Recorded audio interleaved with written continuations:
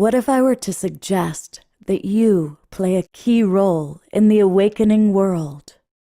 And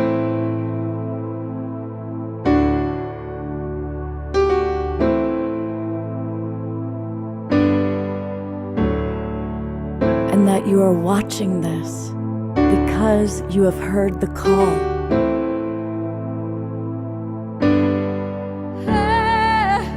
We can start right now by opening our hearts and minds.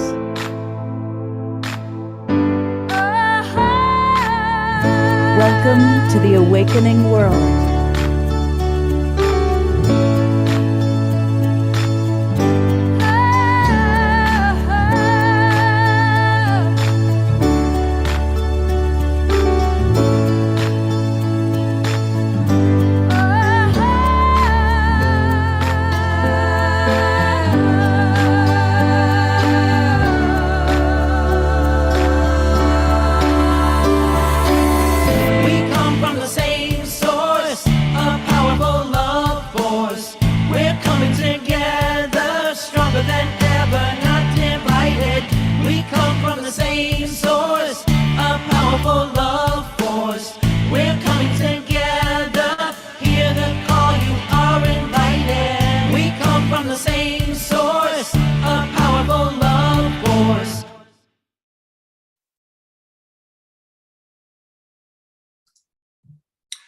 Happy New Year, everybody, and happy Sacred Sunday. It's a new day, it's a new year, and we are here with the Awakening World and our Sunday edition. And I want to welcome all of you. I want to welcome those of you who are in our Zoom room.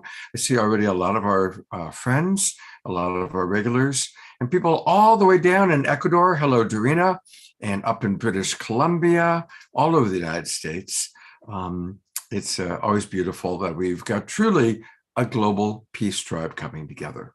I also want to welcome those of you who are watching on our different broadcast partner shows, including our newest broadcast partner, the Conscious Awakening Network. Welcome. Also, those of you watching on YouTube, a big thank you to Alan Steinfeld. A lot of people watch us on his YouTube channel. And of course, John and Summer Raymer, who are going to drop in later today. A big thanks to them. And through the Sign Network, that's SINE, we get out to over 100 Facebook groups and pages. Now, if you're watching us on one of those other forums, that's fabulous. And come on into our Zoom room. That way you can directly interact. You can see the conversations going on. That's where we put all the links to the various things that we're talking about today. And really what we're doing is inviting you to join the Global Peace Tribe. It's really, really easy. Just go to globalpeacetribe.com, globalpeacetribe.com, and you're going to learn all about what we do. When you get to globalpeacetribe.com, click Join the New Season. And as you join the new season, what will happen is that will give you a chance to register. Takes you to the registration page. We do 3 or 4 shows every week. In fact, this year we're starting with shows on Wednesday nights. So this is what we did this weekend. On Friday night, we had a wonderful show. Once a month, we honor unsung heroes, and we throw a future hero in there to make it fun. Last time we did 2 shows, both for New Year's Eve, kind of back to back. And that was a lot of fun, amazing music last night. And there's what you're going to see today, visioning our new year with our special co-host, Antoinette Hall, who I'm going to introduce in just a moment. And we have several other guests with us as well. So join the Global Peace Tribe. We do a lot of special events.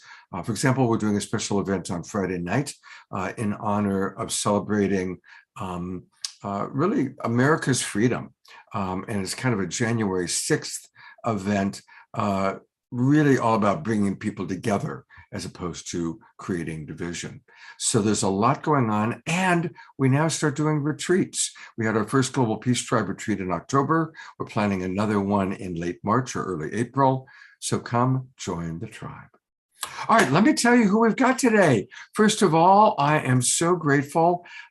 She is my co-host, and most important, it's her birthday. Happy birthday, Antoinette. Antoinette is one of our Birthday. absolute favorite presenters. People love and adore her. And she's going to lead a really beautiful kind of sharing with us about her life's journey, which is very inspiring. She's going to share a little bit about the Urantia book today and lead a really beautiful experience. I see Jeffrey Colebrook is excited about the Urantia book. So welcome aboard and happy birthday, Antoinette.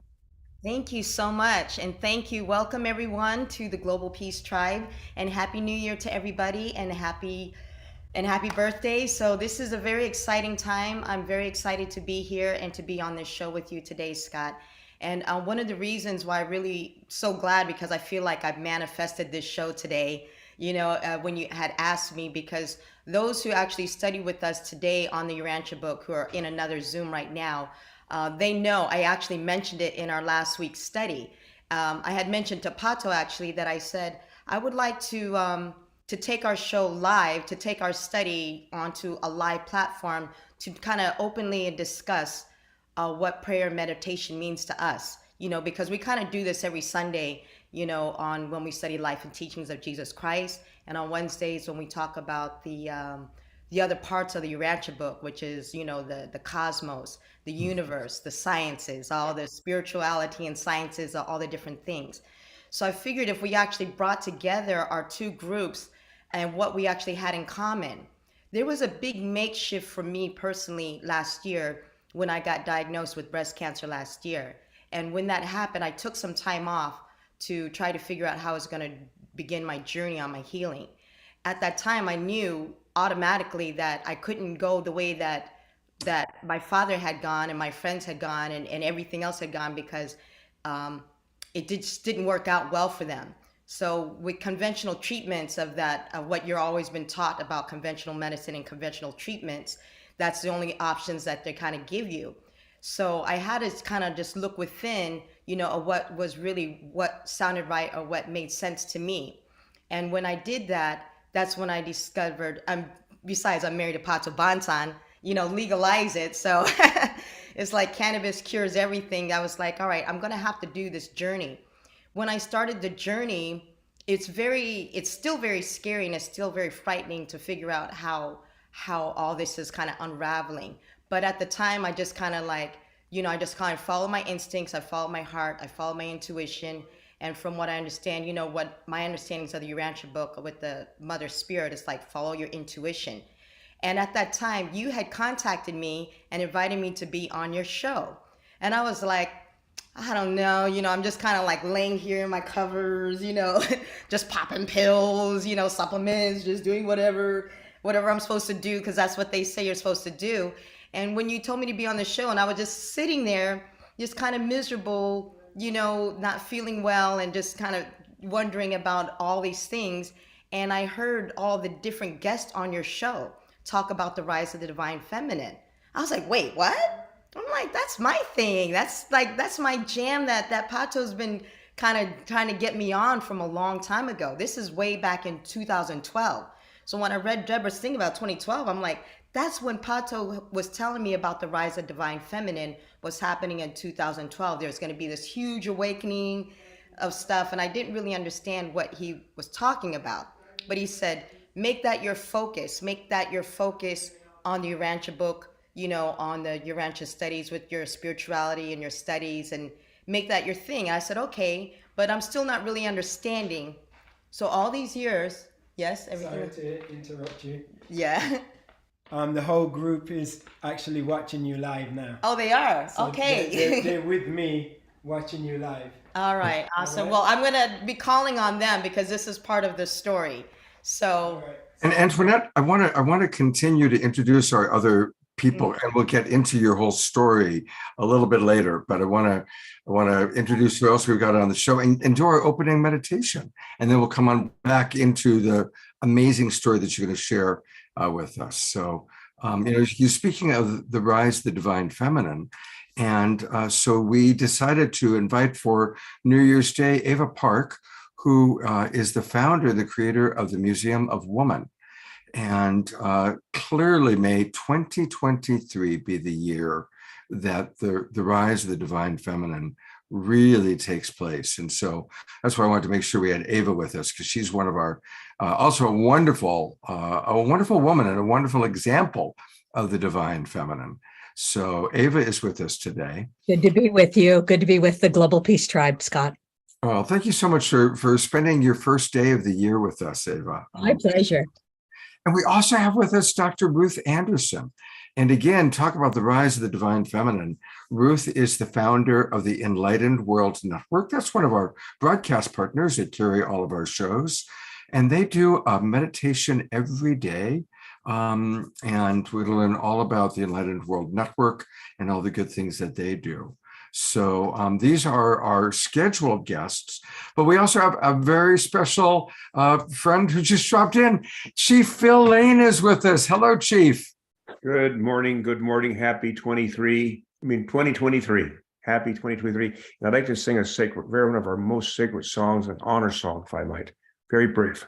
Absolutely. Happy birthday to you. Happy birthday to you. Happy birthday, dear Antoinette. Happy birthday to you. And many, many, many, many, many, many, many, many, many, many, many, many more. Well, since we're in the birthday moment, I think there's another special friend who just dropped in. Here's Summer Joy Raymer. Hi, happy birthday, Antoinette. Hi, Scott. So Hey. here, happy New Year. What an amazing way to start the new year with your birthday, Antoinette. Thank you. So cool. And Happy New Year to you and to Phil. You know, it's really beautiful to start the new year with all these wonderful souls that people love. And so I see more and more people coming in. I also know one of our kind of regulars, Sylvia, has a very special birthday something for you. So Sylvia, I just put the camera on you. So since we're doing the birthday thing, I know you've got something special for Antoinette. So go ahead, and you need to unmute. Yes, I think I just did, right? Okay, so Antoinette, I think you've seen the origami that This comes on delayed, and I don't think it's on. People need to mute. People need to mute, please. Thank you. Okay. I think you've seen the origami that I share. So this particular one is celebrating you and the birth of this new year. And I wanted to thank you for your inspirational courage and grace. And I'm really celebrating that you're on the planet this year. So this is an offering to all of us. And there's this one. Also, so thank you, and may this year be one of wellness for all of us and the planet in particular.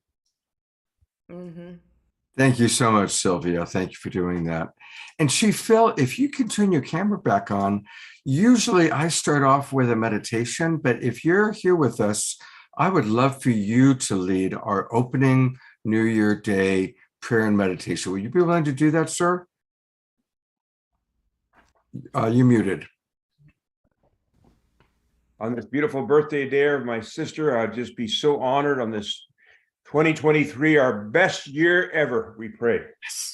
Oten Kashla Wakantagan, creator of the universe, most beloved one, all powerful one, most kind one, most compassionate one, ever forgiving one, O ancient of days, we call upon your holy power this day, especially to bless our beloved sister Antoinette and to free her from anything that will keep her to living to be an old grandmother with gray hair, along with her beloved husband beside her, continuing to bring us beautiful music. In Takasha Wakantaga, We call upon all the tribes of the nation of the East. They might stand up today.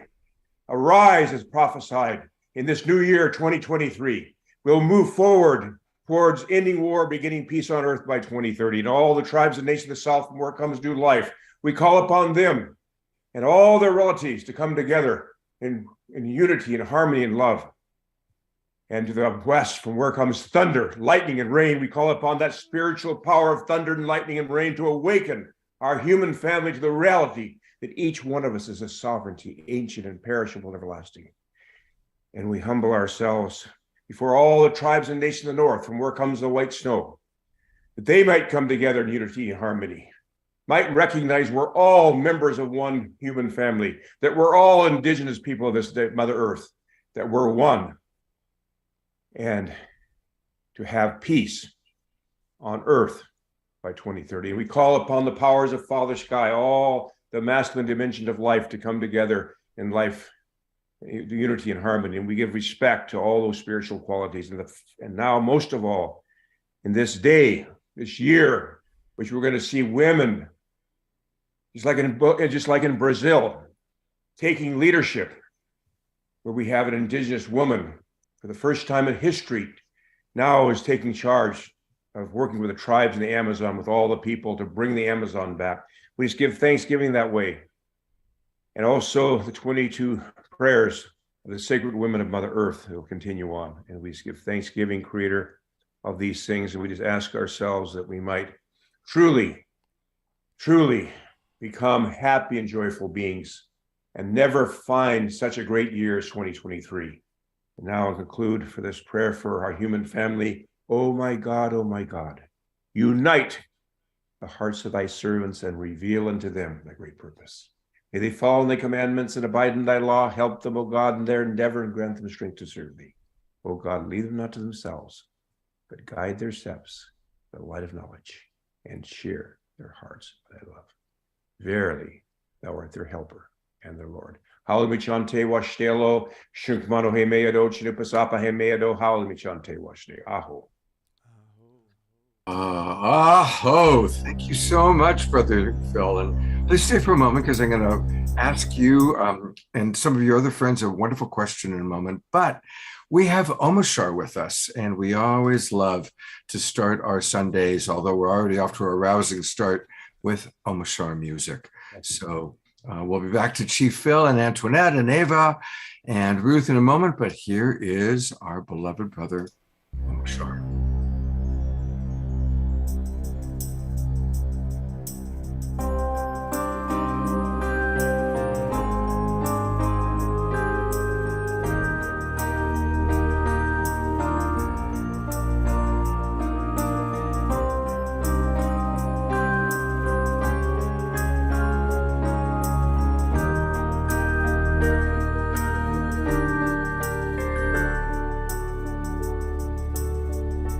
Breathing free again.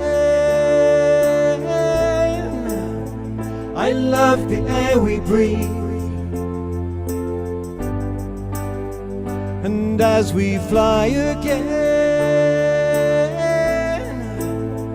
I love the sacred sky. And now we are whole again.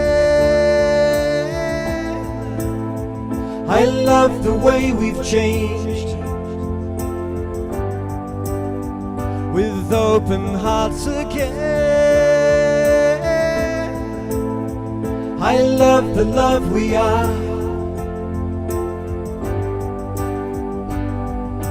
We are rising, there's no disguising the truth of who we are. With our hearts connected again, now we are the stars. And as we walk again, we know the sacred earth.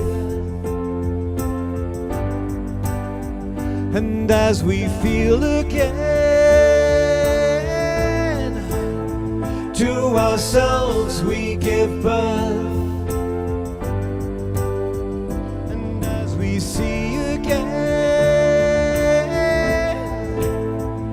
our boundaries dissolve,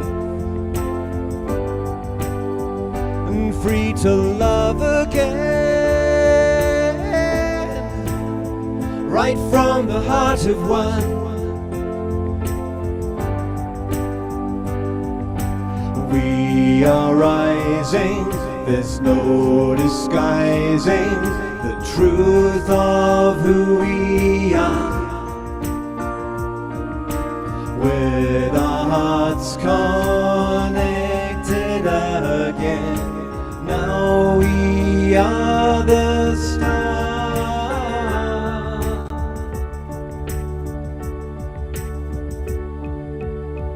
And now that we are home, and all is said and done, light can find its way through all the true ones, and broken hearts resolve into the song of life. And the song of life will now be heard by all.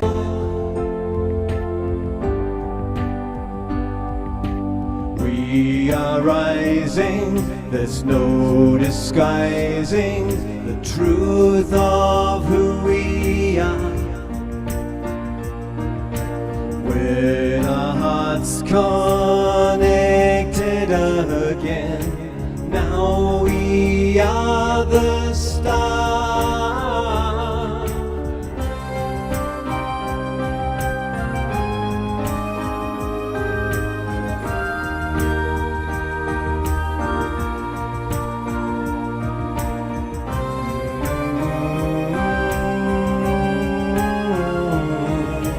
Now we are the star.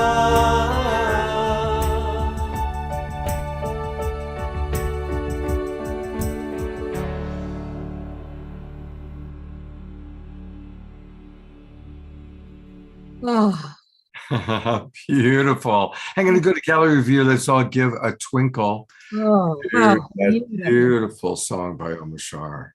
Twinkle to Twinkle Toes. Happy New Year, everybody. Aloha, namaste. Here we are. We made it. And we're brighter than ever.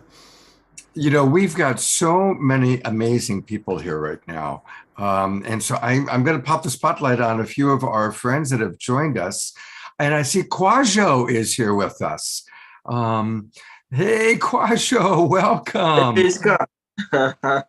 It's good to see you, Scott, and the whole family. Happy New Year to everyone. Are you in Ghana? West Africa. That's right. Oh my gosh. Hey, and do you know that it is your soul sister's birthday today? It is Antoinette's birthday. Yeah, absolutely. Yeah, we are celebrating with her. Kwajo, what do you have to say about Antoinette? Since it's her birthday and you know her, you've worked with her, how would you describe Antoinette to our audience?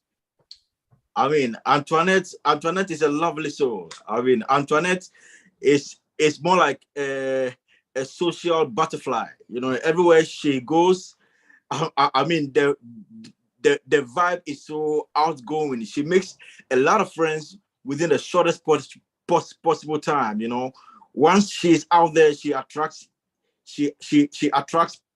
people. I don't know if you can hear me. Let me turn my. We can hear you. You can hear me. That's right. So she's more like, you know, the best words to describe Antoinette is that she's a social butterfly. I mean, she believes so much in the oneness, and everywhere she goes, she makes friends just like that. You know, she just spreads the vibe of good cheer, of love, of truth, of beauty, of goodness. And when she's in collaboration with Pato, it's a wrap. I mean, it's just a wrap. You know, they just go out there, they do their thing. So yes, she's an embodiment of love. She's an embodiment of friendship. You know, friendship. I mean, it is. I mean, those who know Antoinette know she's a very good friend. You know, like she's always there for you. Once you have that thing like I would say she covers for you all the time.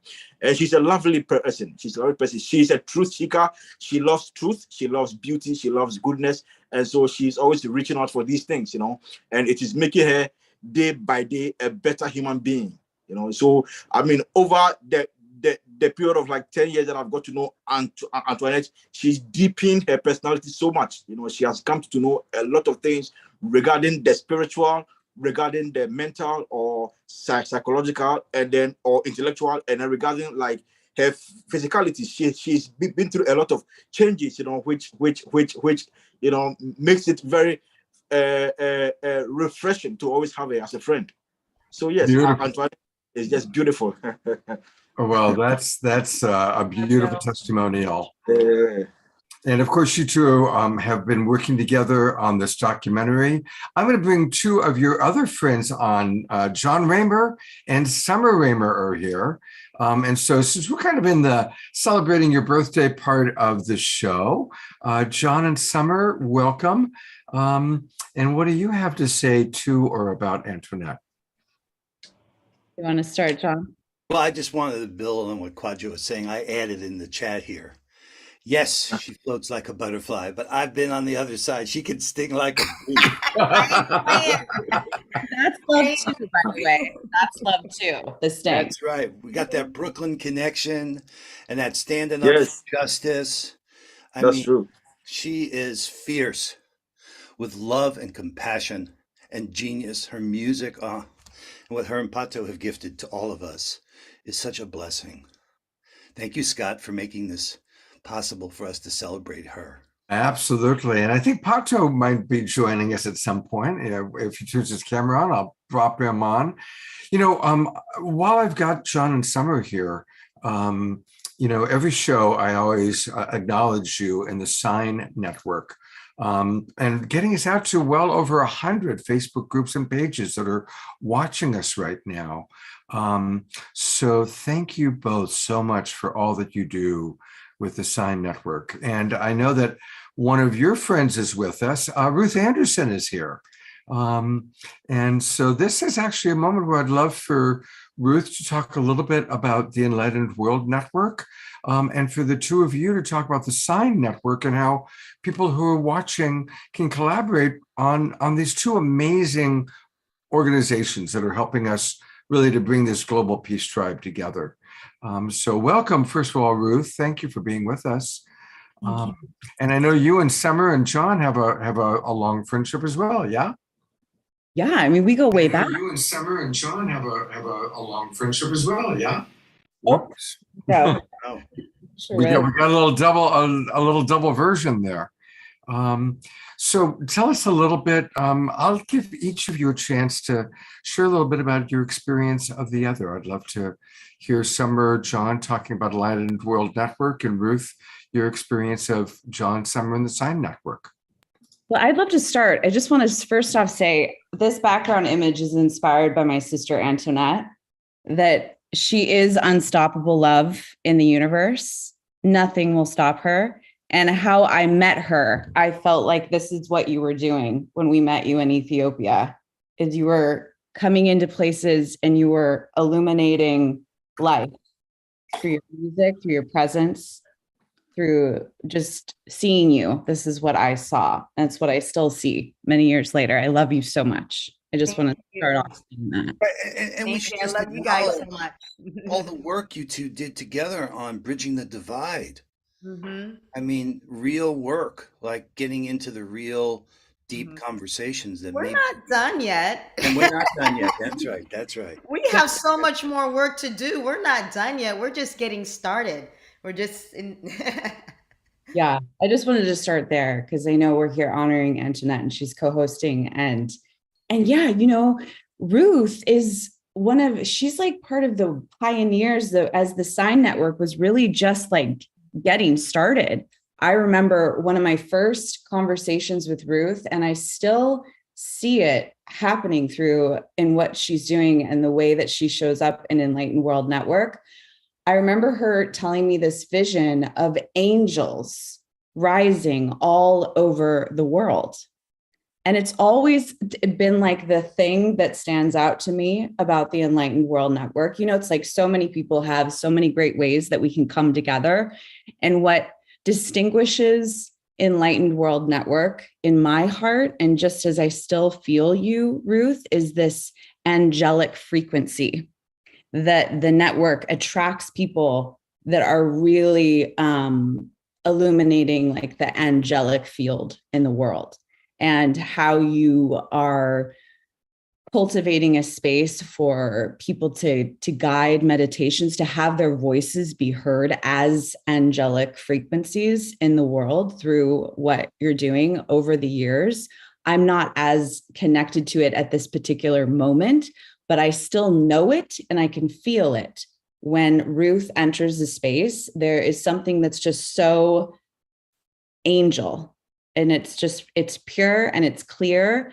And I think it's always there in what is unfolding with your network. I've been a part of collaboration books with Ruth, and she does it in a way that makes it seem so easy. Like, I'm actually working on a book and have been for 3 years. And I swear when Ruth like does it, there's like a magic wand, and suddenly a couple months later, a book is done with all these incredible, you know, voices that have come together. And I admire you. I love you. And just, I always know we're in this together. But I still think of that, like angels rising all over the world. And that's Enlightened World Network. Well, Summer, that's so beautiful. Thank you. Thank you. Thank you. I don't even remember how we met, Summer, but Summer has been with us here at Enlightened World Network for 3-4 years, I'm thinking. And Summer to me she is just nature. And she's just, I just see you on Whidbey Island in my mind's eye, skipping on the beach, you know, just having it be your home. Summer and John to me are connectors. And just, they have introduced me to amazing people, and just seeing your spread across the world and the connections that you've put together to support humanity in so many different phases. It's beautiful. And I'm so pleased to be connected with you all. Yeah, thank you. So tell us about the Enlightened Network. So Enlightened World Network is, it was a brainchild of Archangel Michael. And he had asked me to create a network, and a network being a place for folks that are high vibrational, that walk with spirit, to come on and be able to have a show, to find other folks, to find a safe community, truly a safe community for their own spiritual growth and transformation. And I am out there almost daily, just putting my own personal growth and transformation out there for other people to see, knowing it's safe, knowing it's okay. And that's one of the fun things I enjoyed with Summer, was watching her grow from connecting with me and the archangels, because I think, Summer, you had said that you hadn't really experienced angelic energy until we had connected in that way. And so that just felt like such a blessing to be able to watch that unravel for you. Thank you. Yeah, no, I definitely think there's as Antoinette's asking about the Enlightened World Network, I would say it's a catalyst for inviting angel frequency and specifically Archangel Michael, I think is a dear beloved to both of us at this point. I would say is a dear protector, friend. And I think that is part of what the Enlightened World Network is, and how you hold the space with all the other amazing beings that are attracted, and you're very collaborative and a catalyst for the angelic frequency to work with us. You know, it's like there's like the human realm, and then there's this other realm that's the great mystery, right? That so many of us talk about in different ways, and maybe some people don't feel it. But I would say the Enlightened World Network invokes that as a collaborative field, and and empowerment of those that really are recognizing that that's a significant part of this time. Thank you, Summer. That's beautiful. You know, one thing I want to really stress, though, is yes, there's the angelic realm. Yeah. They are all such a piece of us. That divine energy that is of the angels is the same divine energy that's in every single one of us. And that's really where Enlightened World is sitting, is helping folks to see the divine light in themselves and in their brothers and sisters, so we can really see ourselves as that one, that spark of the divine. So thank you. That is beautifully stated. There's so many wonderful people with us right now today. It's kind of an abundance, and may that be kind of representative of what 2023 is going to be all about. Again, I put into the chat box a little bit about Enlightened World Network. You can also find it on Facebook. And again, it's the Enlightened World Network. They carry our shows. Tell us, Ruth, a little bit about the daily meditation that you do. Right. So Archangel Michael had asked for us to provide a safe space on a daily basis for folks to come from wherever they are, to just come and sit with spirit, with themselves, opening to the divine on a daily basis. We provide it live on YouTube at Enlightened World Network and on Facebook at Enlightened World Network. And every day there's someone coming on and leading a guided meditation. And I'm fortunate enough to be doing that twice a week. On Sundays, we do a silent meditation where we ask you to meditate along with us. And then my co-host, Terry Angel, and I come back on with you, and we share the messages that we heard in spirit during that meditation. And then on Wednesdays, Terry and I do it together. It's called Meditation Excavation. We meditate along with you, and we're sharing with you live what spirit is showing us at that very moment. So those 2 days a week are very special to me. The other days of the week are hosted by EWN hosts from across the globe. And so proud of the people that are coming to do the meditations. They're all stepping into their ministries in their own way, and so proud of them all. Beautiful. Well, again, I'm going to real quickly take people to your Facebook page. And that's where you can learn much more about the Enlightened World Network. Just go to Facebook, put in Enlightened World Network, and there's a little bit about today's events. And there's what we're doing right now, our Awakening World show. And it's really wonderful to have you with us, Ruth. Thank you so much for the wonderful work that you're doing. Thank you. You know, speaking of ministries, I'm going to come back to John and Summer for a moment, because really you two are doing a beautiful ministry through the Sign Network. And I'm so grateful for how you get us out to over 100 Facebook groups and pages. And it's really helped us to expand our Global Peace Tribe reach. So before we get back to Antoinette and Ava, I just wanted to acknowledge the two of you and ask you to give people a minute of what the Sign Network is all about and how people can be involved. Right. Well, you know, Scott, you demonstrate exactly what this network's all about. Because here's the truth about the Sign Network. It is us. The only way that we could share this on all these pages is because of the trust that's been placed in us. For me, this is what an enlightened world looks like. We're healing, we're evolving, and trust is at the heart of it all. So just to be clear to everyone, Summer and I are just facilitating that impulse that so many of us have said, let's work together in unprecedented unified action, as Brother Phil will say again and again. So what's going on here is that, in fact, that's what somebody look, if I was distracted, because we are sharing on all these pages right now. And that's only because you've given us the trust to do that. And that's the joy for me of this moment, because these are challenging times. But if we can change the way we relate to each other, we can change these patterns, and the situation's going to change. That's what I'm betting on. I'm betting on us, and Summer and I are so blessed to be able to do this, to have the trust of so many people, and to be able to harness that for good, to bring light to those things that we need to see right now.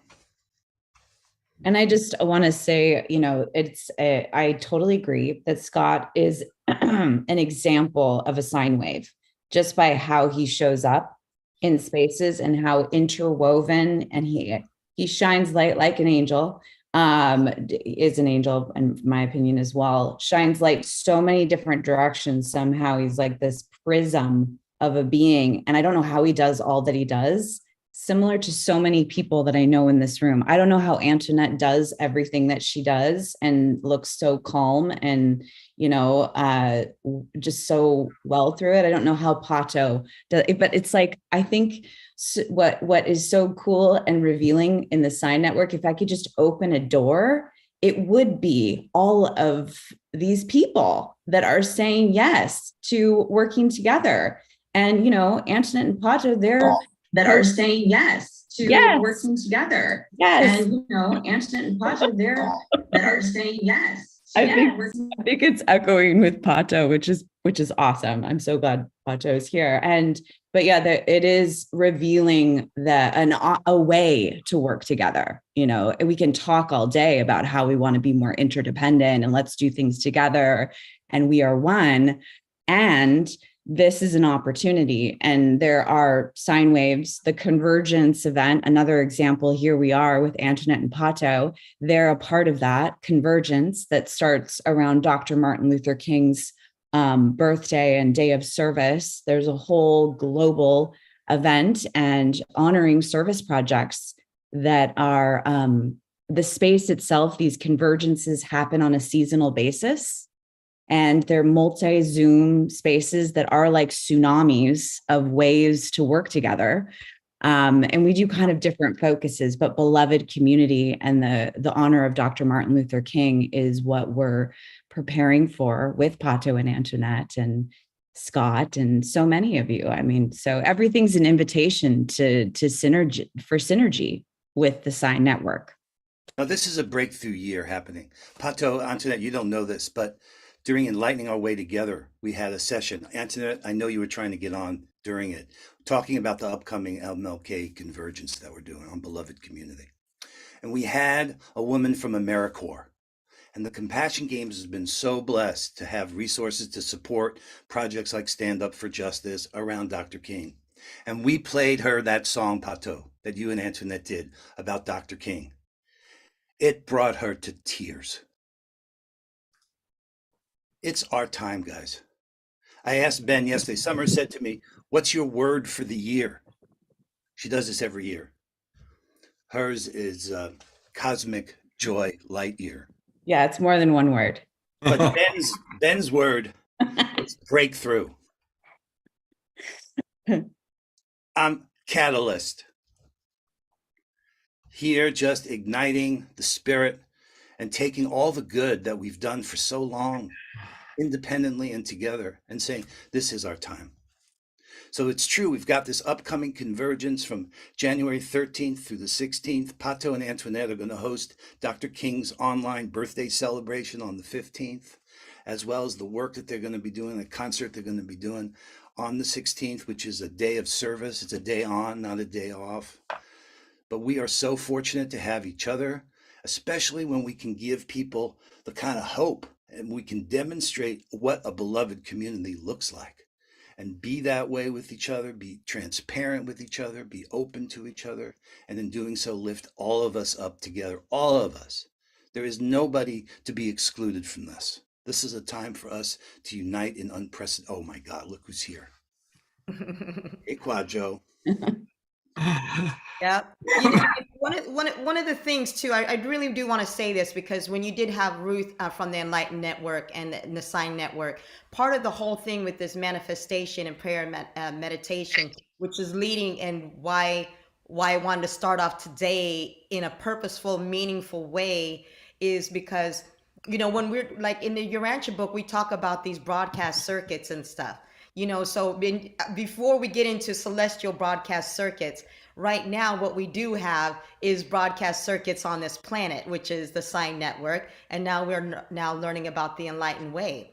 But what's happening is that the people of like mind and shared visions of how we are meeting up in this cosmic mind or quantum field or all these different terminologies that people have been using and talking about for a long time, but they've been doing it alone, individually with each other, or individual. But now we actually have the opportunity where all of these people can come together through these organizations. And that's why I'm kind of glad that we're actually here together today, because it's like, look what they're doing. Look what they're doing. Here's how you can actually get involved. Here's how, if you're the kind of person who believes in prayer and meditation, or believes in changing the world, or manifesting your destiny, or all the different things that you feel like you can contribute, and you're not actually alone out there. There's so many other people like within this tribe of a community that actually believes the same as you do, and we actually can connect. So there are these ongoing events that we're doing throughout the year, but people don't actually know about them. But this is where individuals like us who are coming together, we're manifesting and creating these things together. So if we're not finding the service ways, we're actually like, the way that I work my own prayer and meditation, it's just that I'm just thinking about, what is it that of God's will? This is what we've always learned, when we study the Urantia book. What am I looking to seek from God's will, and what is God trying to tell me? And then I just listen and wait for what that is. And then when I hear that, then I start to get motivated and moved to sit there and start planning out, what do I want to do? And so that's how I planned out what I wanted to talk about today. That's how I planned out what I want to do for MLK. That's when I was on the weekend with Ben last night while you guys were doing the whole New Year's Eve thing, and we was working on the stuff for the LA Convergence, and discussing us like, how is the world is changing right now as we speak. I am not an authority on celestial communication. I'm just telling you what I'm seeing, and what I'm observing, and what I'm all observing all around me. And these synchronicities, this is not just coincidences. This is really planned destiny that people are manifesting and creating these experiences. It's real and it's happening. And we can actually see it and feel it and touch it. Beautiful. Yes. And I think this would be a good moment. I'm going to bring Pato on for a moment, because we haven't had a chance to hear from Pato. And so Pato, I've got you on camera here. And I'd love for you to share anything you want to share in a birthday way for your wife. But then I'd love for both of you to introduce our audience to the Urantia book, to kind of the work that you're doing. So welcome, Pato. Happy New Year, brother. Happy New Year, my brother. So good to see you. Good to see you too. Happy New Year to all of our family that are joining us here from all over the world. Just want to send much love and much respect to everyone for all the amazing work that you're doing, and for the intention.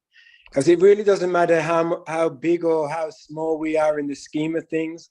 The main thing is our intention. If our intention is to make the world a better place, then our drop in this ocean of global peace and love is going to make a contribution immediately, So I just want to start by saying, Antoinette's thing right now is to really delve into prayer and meditation. And one of the things that the Urantia book says is that prayer and meditation are important for spiritual growth, but also equally important is service. Doing something for your brothers and sisters. And the second to last paragraph of the entire Urantia book, it says the great challenge to modern man and woman is to achieve better communication with the divine spirit that indwells the mortal mind. That's the quote I was looking for. That was the quote I was looking for. I was like, what's the quote? There's like 1,000 quotes in there, but there was one about the better communication. That's the one I was looking for. Please say it again, please. the great challenge to modern man and woman is to achieve better communication with the indwelling spirit that resides within the mortal mind.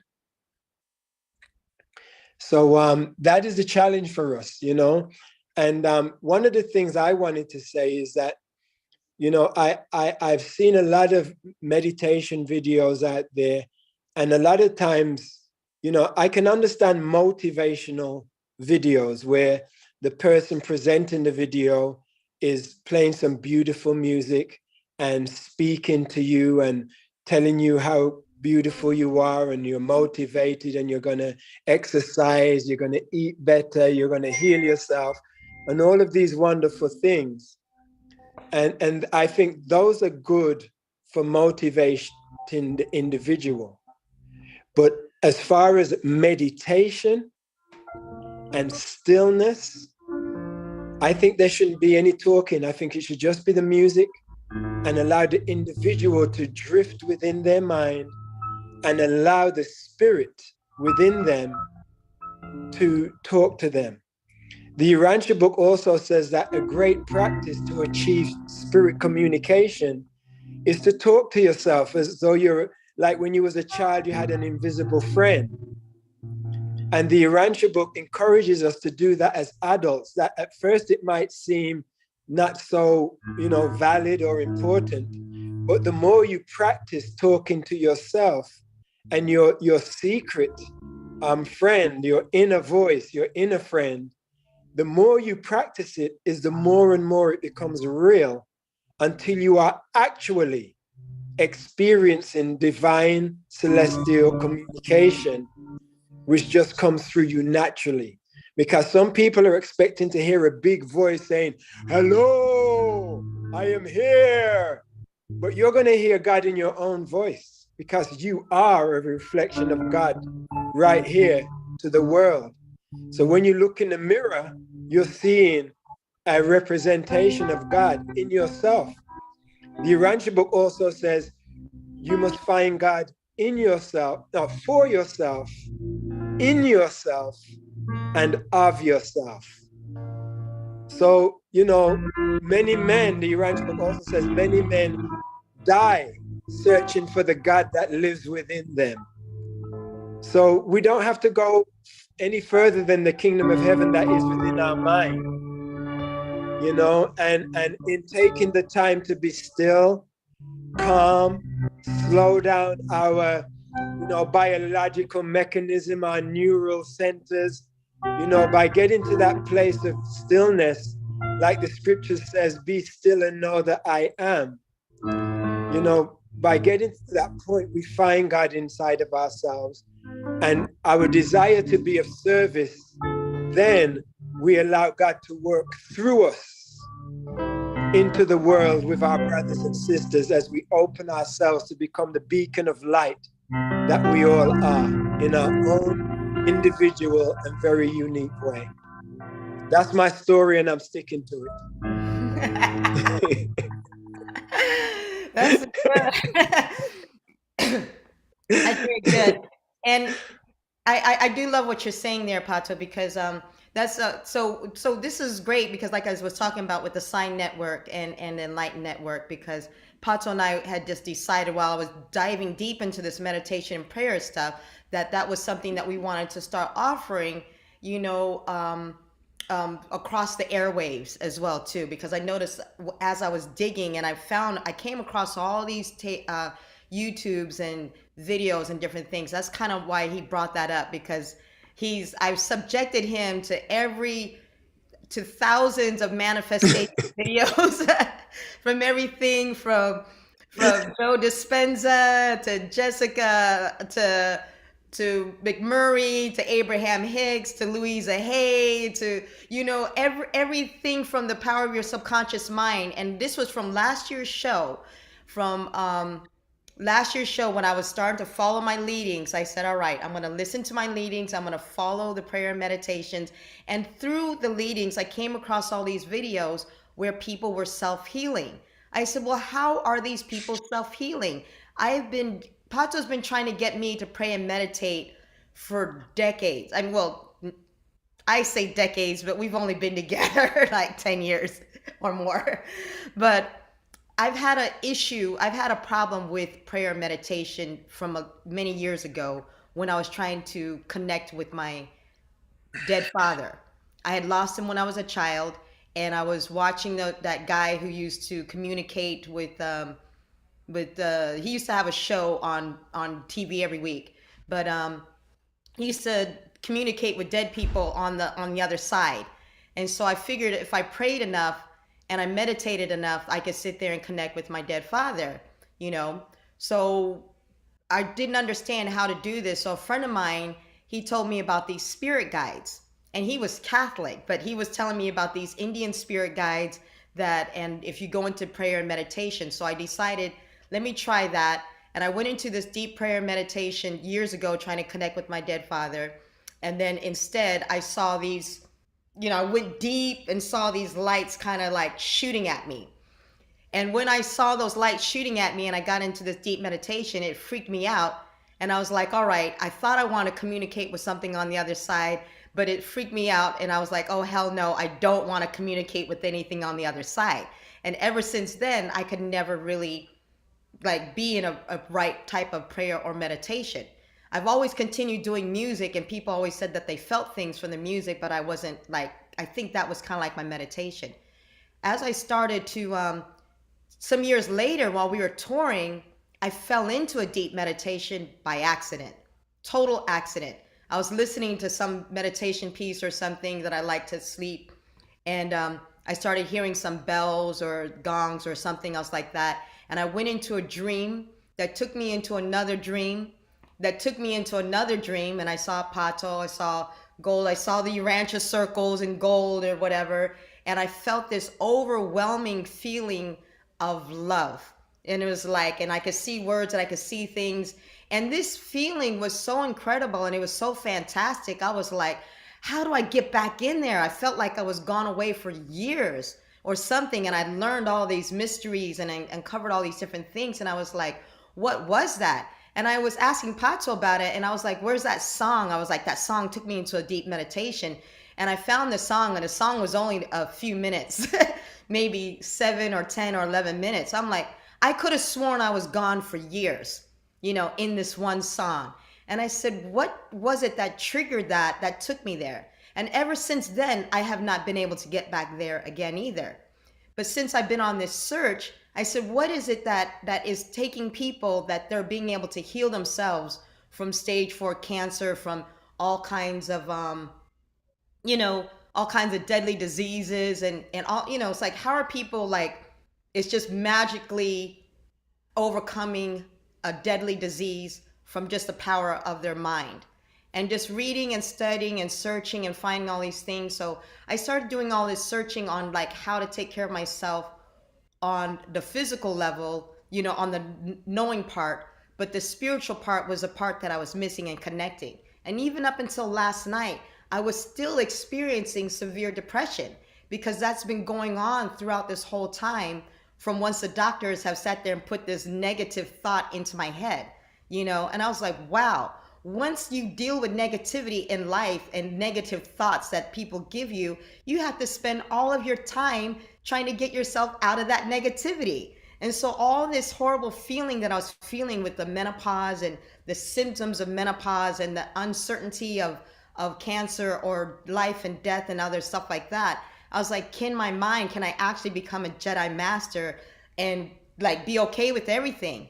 And so that's what I'm still working on. And I was like, wait a minute, I'm going to heal myself with my own music, So I decided, let me just go and discover this stuff. Started finding the more things about the 432. I discovered that stuff last year. And it was weird because I did feel it.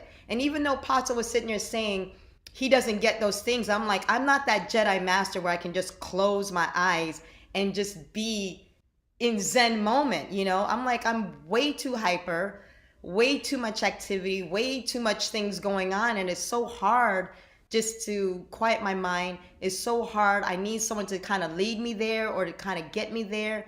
Or what was the things that Joe was talking about or Caroline was talking about? What were these things that all these people were talking about that was getting them into that place?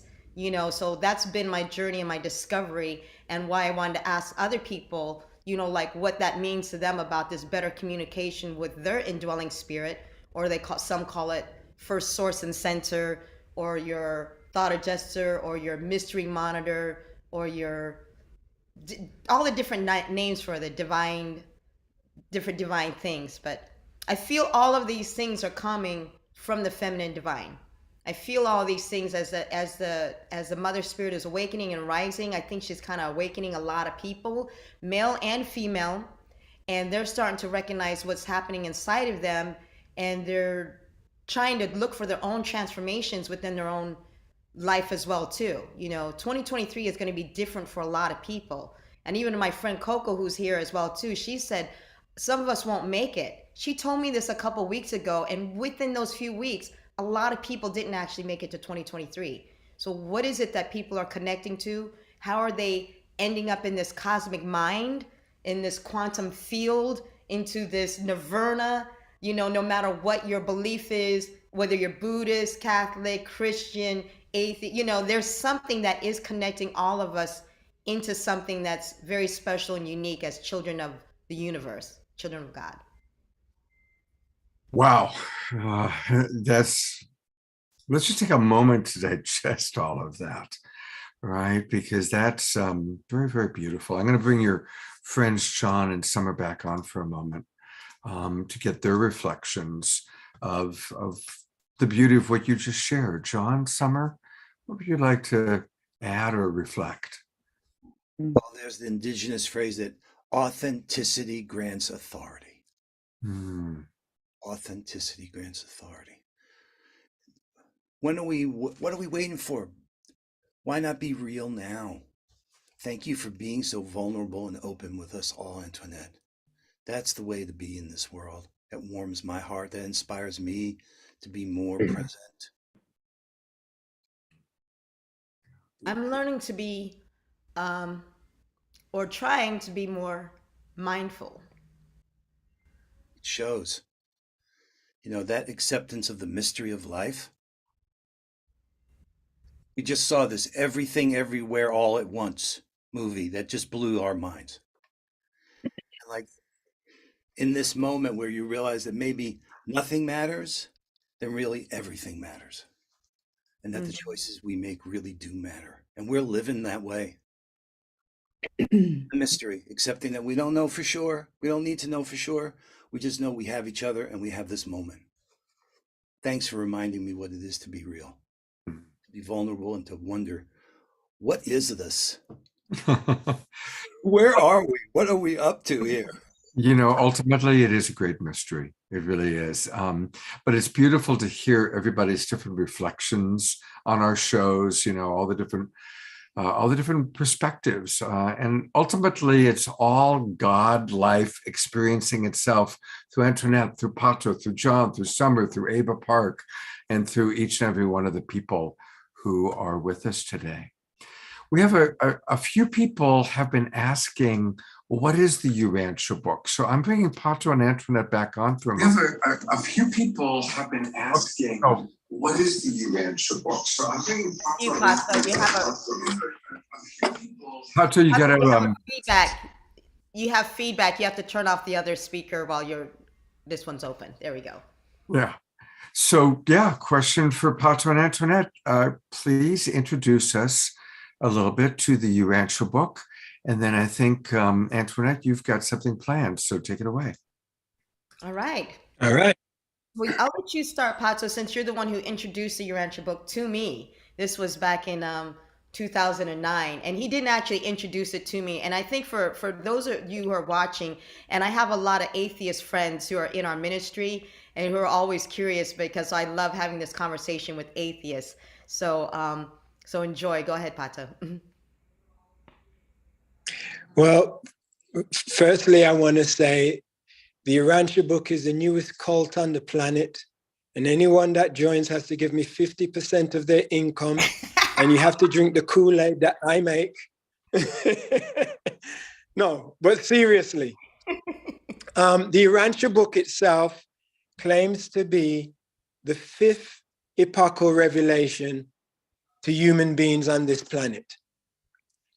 It says that there have been 4 epochal revelations. There have been many minor revelations on the planet and visitations on the planet. But as far as epochal revelations, there have been 4 before the Urantia book. And the Urantia book claims to be the 5th epochal revelation where celestial beings have come to our planet to upgrade us with truth.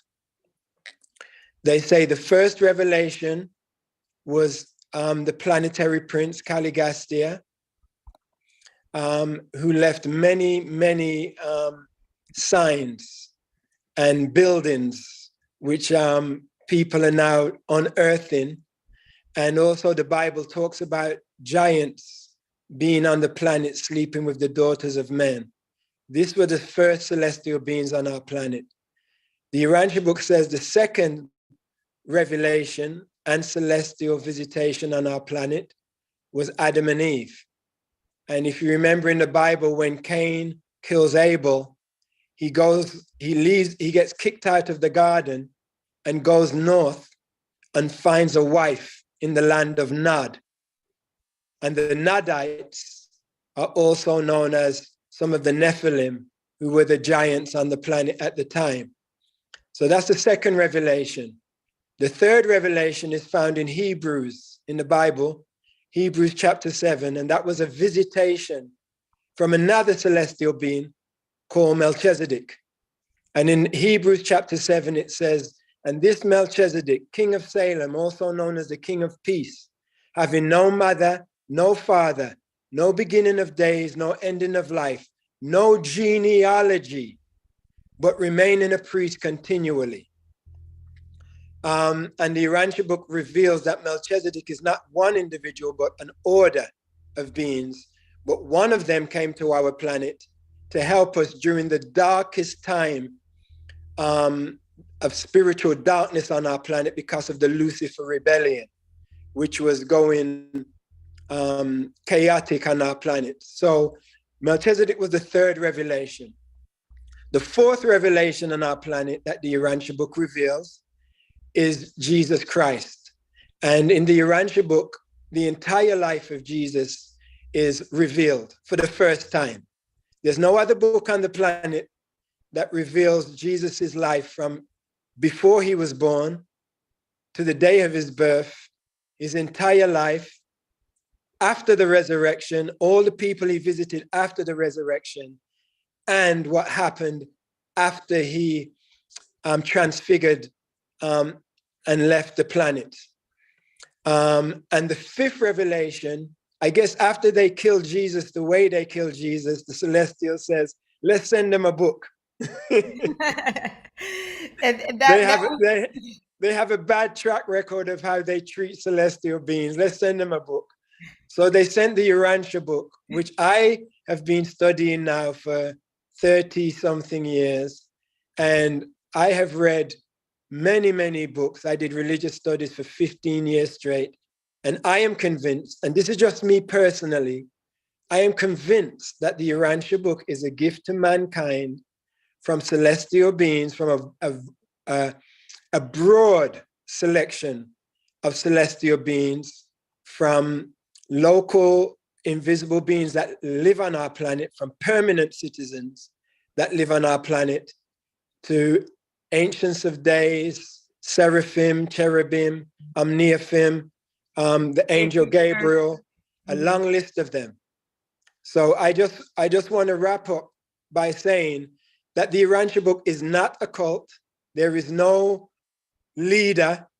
It's a group of people that find the book and read the book and share the book in the way they live, or share the book, the good news. The main thing that the Urantia book asks people to share is to go and tell everyone that we're all God's children, brothers and sisters.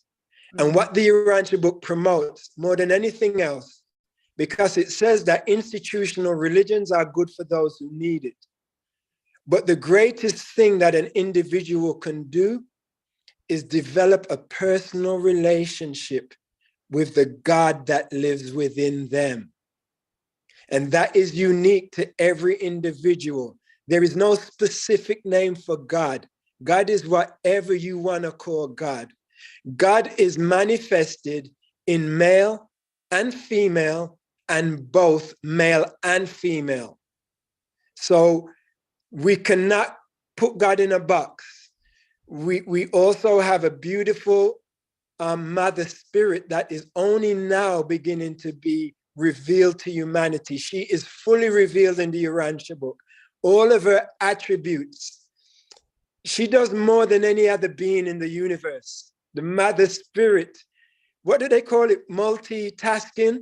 The mother spirit is the epitome of is epitome the right word? Yes. Yeah, epitome of multitasking. And the more we learn about her, the more time we take to communicate with our celestial family. Because once we leave this planet, there's no religions. There is just spiritual life. And we can attain that now. We can live that now, where it's not so important about reading a book or what we think we know. What's more important is how we live, how we love, how we share, how we care, and how we allow ourselves to be pure vessels, transparent vessels for spirit to work through us. That's what's important. But the Urantia book has helped me to attain my spiritual liberty, because at first, before I found the book, I was worried that I would be a religious orphan, that I would not belong to anything, because there was no religion that could keep my attention. There was no religion that could make me feel as though this is the truth, the whole truth, and nothing but the truth. There was always more, and there was always something that made me say, hold on, this sounds like a man is involved here.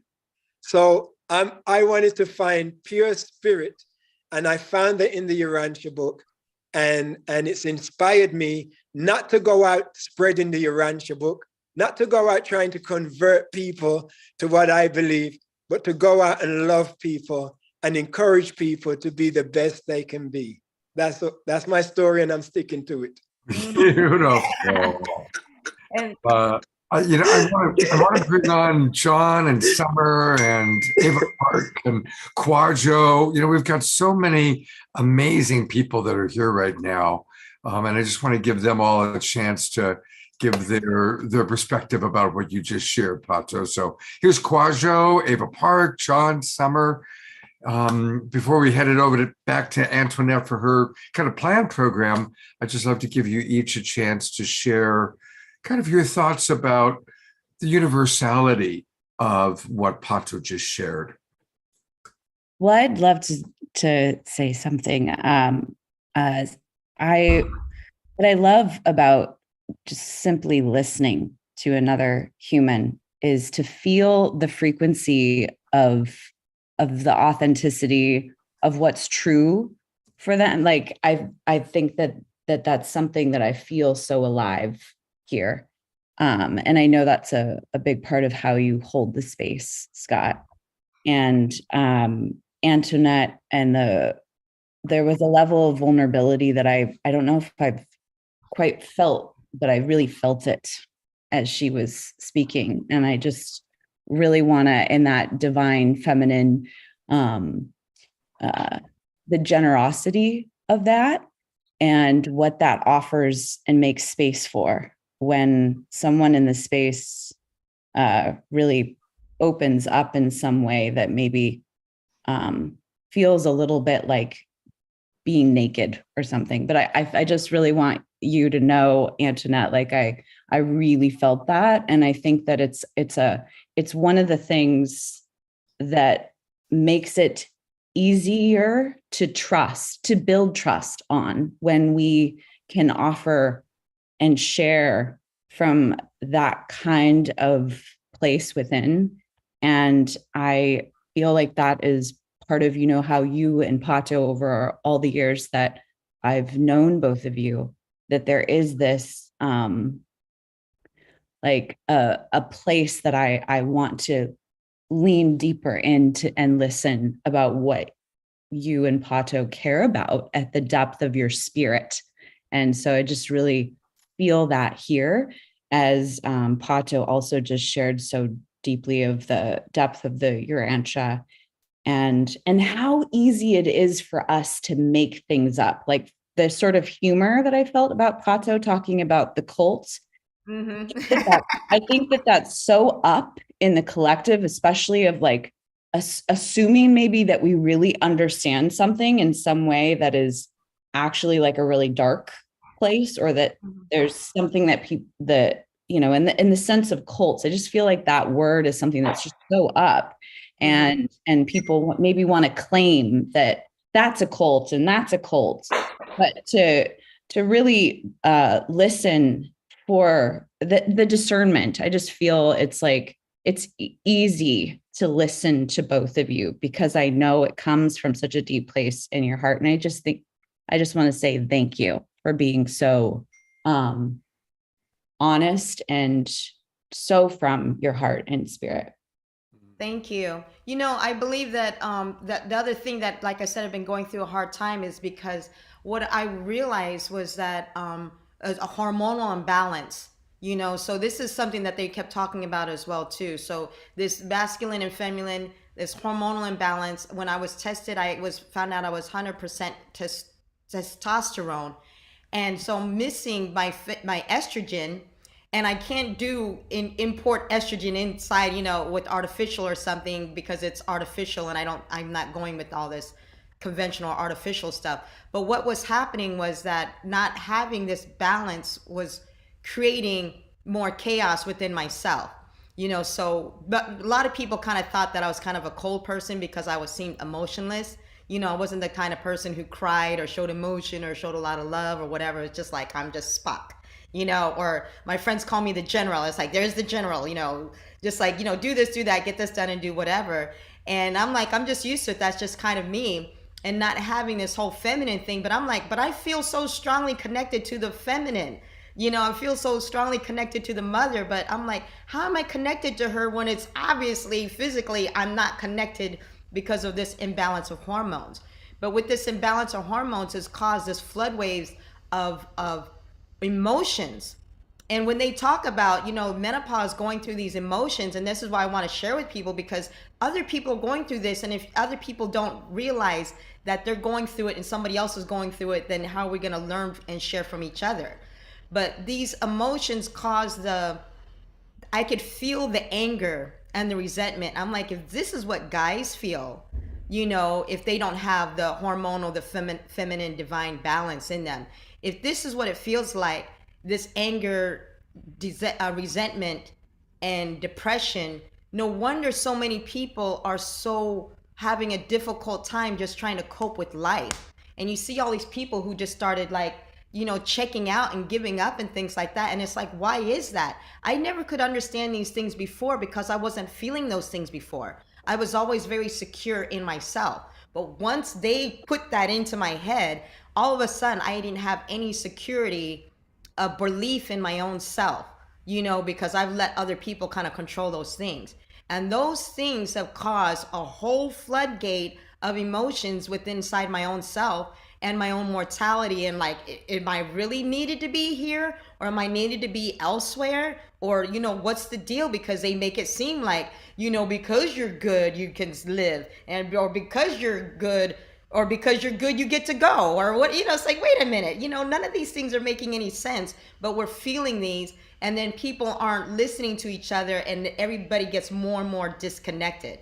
So back again, I'm trying to find a way, like, if this is helping me, it's helping me to feel better.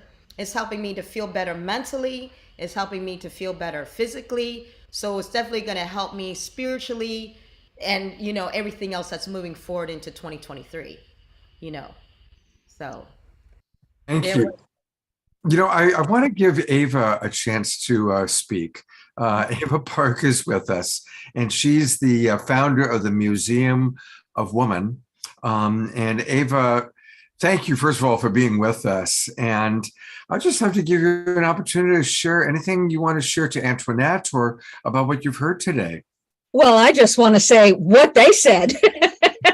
That was so fantastic. Everything that everyone spoke. This group, it's so marvelous for me to be with you beautiful, beautiful people on New Year's Day.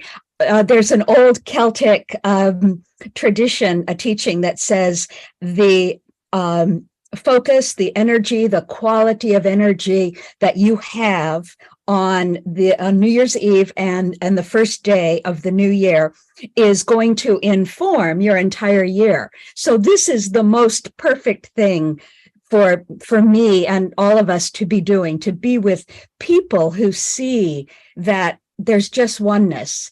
And I love what Pato said. That was so brilliant. Thank you. I love what John said about the authenticity grants authority. I've never heard it phrased quite like that. That just will stick in my mind. That's just brilliant.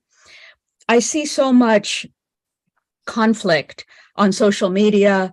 Men and women fighting, hating each other. Men are the problem, women are stupid, all this, and then so much war in the world and conflict in the world.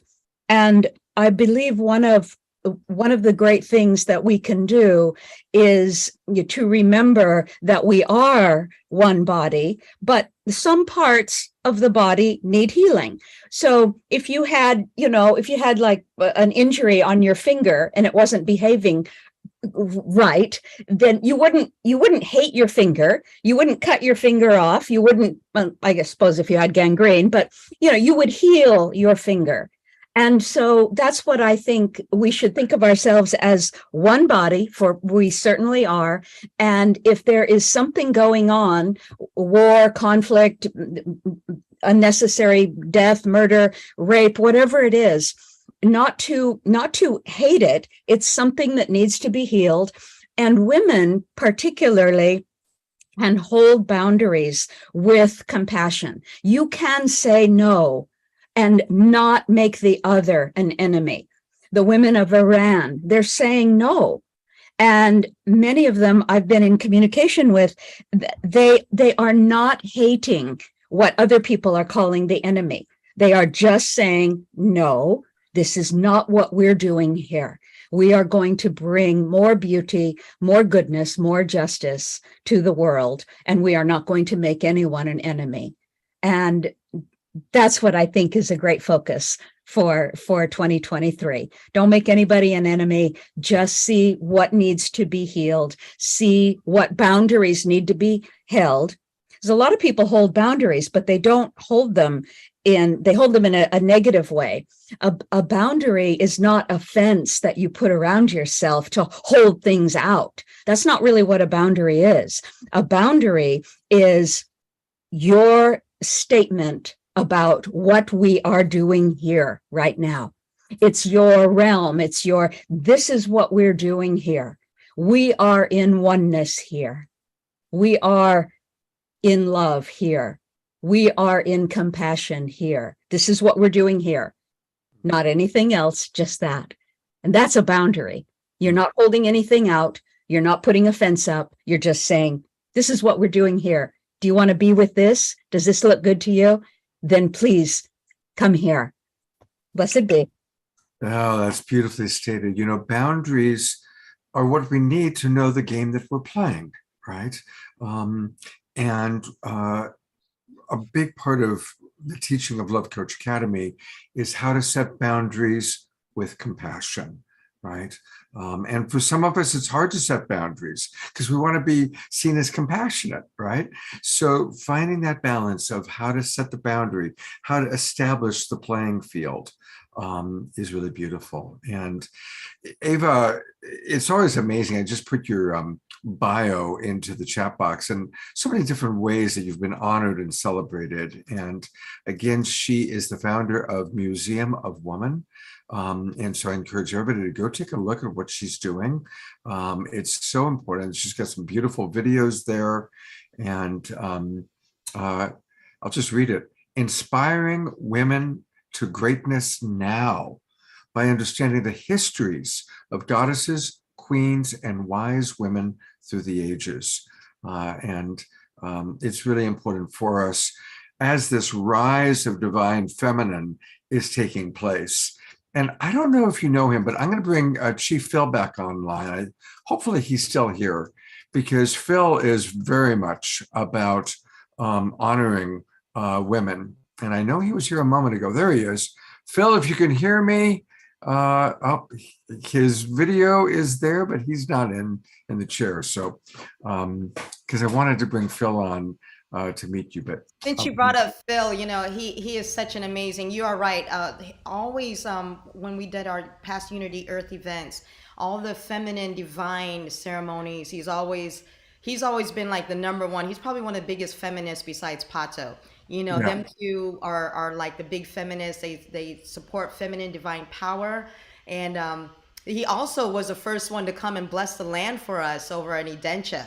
So when after the Hollow movement, you know, with the evolutionary leaders, after Unity Earth at the LA Convergence, you know, we're gonna take people out back to the land again on Edentia. That's what we're hiking today. But he gave a beautiful blessing for that. hey, there he is. Phil, we were just talking about you. I don't know if you overheard. We wanted to bring you on. So you are on camera right now with Antoinette. And we were just talking about the rise of the divine feminine. Ava Park is a very powerful leader in our community, and you should connect. She's in Southern California. So just wanted to bring you on for a moment, Phil, to get your wisdom about the rise of the divine feminine in this new year. Well, first of all, I want to say that I so appreciate the Urantia book. And I want to say that, you know, when something such as goes beyond the world of names and syllables and sounds, our beloved creator, that the meanings are infinite, and to in any way, how do I say it, close our minds off from the revelations that are always progressively coming to humanity to uplift us, is not being able to take in the full riches of this divine power that animates all life. And so I really want to first of all say that we need to open our minds and know that our Creator is infinite, just like we are. That each of us, from our perspective, is born to sovereignty, ancient, imperishable, and everlasting. But at the same time, as they share in the Urantia book, around 5 or 6, 7, 8 years old, we begin to make conscious decisions. And these conscious decisions we make really then take us on that spiritual path. So I really am really pleased to hear this and share this. And I want to just share this one dimension here that I think really puts this in perspective in terms of how we talk about God or we talk about our Creator. Because it's so far beyond us to fully grasp something that's created a universe so far. But yet we have these progressive revelations, as was described by Pato, that bring us these teachings. And it's a little short piece I want to read from a book called The Gleanings. Lauded and glorified art thou, O Lord my God. How can I make mention of you? Assured as I am that no tongue, however deep its wisdom, can be fittily magnify thy name, nor can the bird of the human heart, however great its longing, ever hope to ascend into the heaven of thy majesty and knowledge. If I describe thee, O my Lord, as him who is the all-perceiving, I find myself compelled to admit they who are the highest embodiments of perception have been created by the virtue of thy behest. And if I extol thee as the all-wise, I am likewise forced to recognize the well springs of wisdom have themselves been generated through the operation of thy will. And if I proclaim the incomparable one, I'm soon discover that they who are the inmost essence of oneness have been sent down by thee and are but the evidences of thy handiwork. And if I claim thee the knower of all things, I must confess that they who are the quintessence of knowledge are but the creation instruments of thy purpose. Exalted, immeasurably exalted, art thou above the strivings of mortal man to unravel a mystery, to describe thy glory, or even hint in the nature of thine essence. At the same time, we're given these sacred teachings. And to me, the real measure of these teachings is the human being and the joy and happiness you see reflected from their divine soul. And when you see Pato and his beloved wife Antoinette, again, happy birthday, they radiate the spirit because they're connected to the spirit. There's no way we can be happy at times of tests and difficulties, especially if facing cancer, unless you're connected to the Holy Spirit, to the Spirit. And so to me, I want to learn everything I can. I want to find the light. I don't care what the lampshade looks like. I want to find that light wherever it comes from. And we know if we get hung up in, for instance, the sun rises a certain place in the horizon in the summertime. So I say, oh, that's where the sun rises. Well, it rises a different place in the winter or in the fall. But if I get hung up on that place where it rises, I miss it because it's continuously receiving these revelations. And that which is infinite has infinite meanings.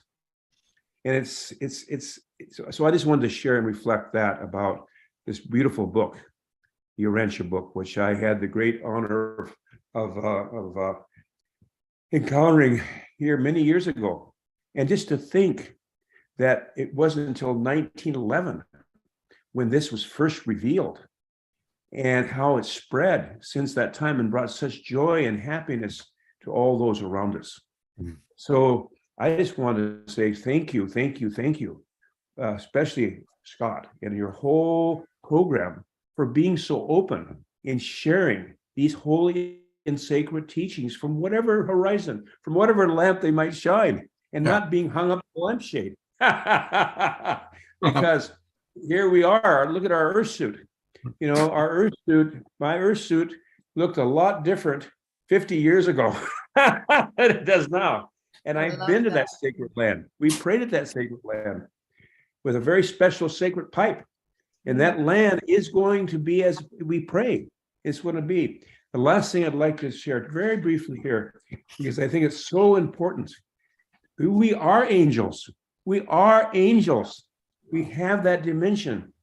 And the soul is independent of and the very source of our body's existence. It is our body. If our body's destroyed, our soul and spirit remain unharmed. Our soul, our human spirit, is independent of our physical body. Our soul is free and sanctified beyond this physical plane of time and space. All the powers that distinguish us as human beings, reason, memory, abstract thought, creativeness, inventiveness, willpower, are all properties of our soul, not our body. Here's what I love. A love that anyone may have had for anyone will not be forgotten in the spiritual worlds to come, nor will we forget the life we had in this physical world. I'm going to share one more, because this is what's exactly happening here. In the spiritual world, we will recognize one another.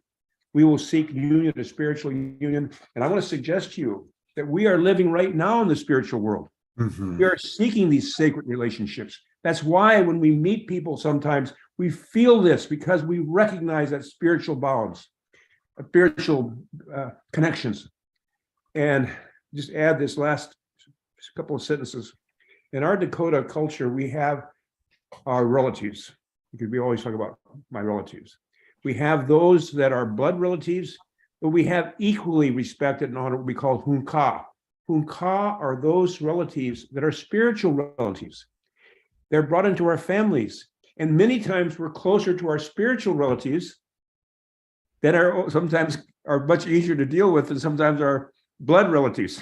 You might know, I mean, we all go through these tests of difficulty. So I just want to say thank you. What a most beautiful way to start the new year, 2023. It's going to be the greatest, because we are, without question, know in all the sacred teachings, of all the sacred revelations that have come upon Mother Earth, that there is this time coming when we are moving now into unifying our human family, finding that, and that's going to be through the Spirit. It's like it's taught in the Urantia book. And of course, ending war. And I truly believe, without question, we shall either before, but by 2030, end war and begin peace on earth. So I thank you so much. Thanks so much. And I just wish you, I'm so happy, sister, you're feeling better. I had that sense when we prayed together.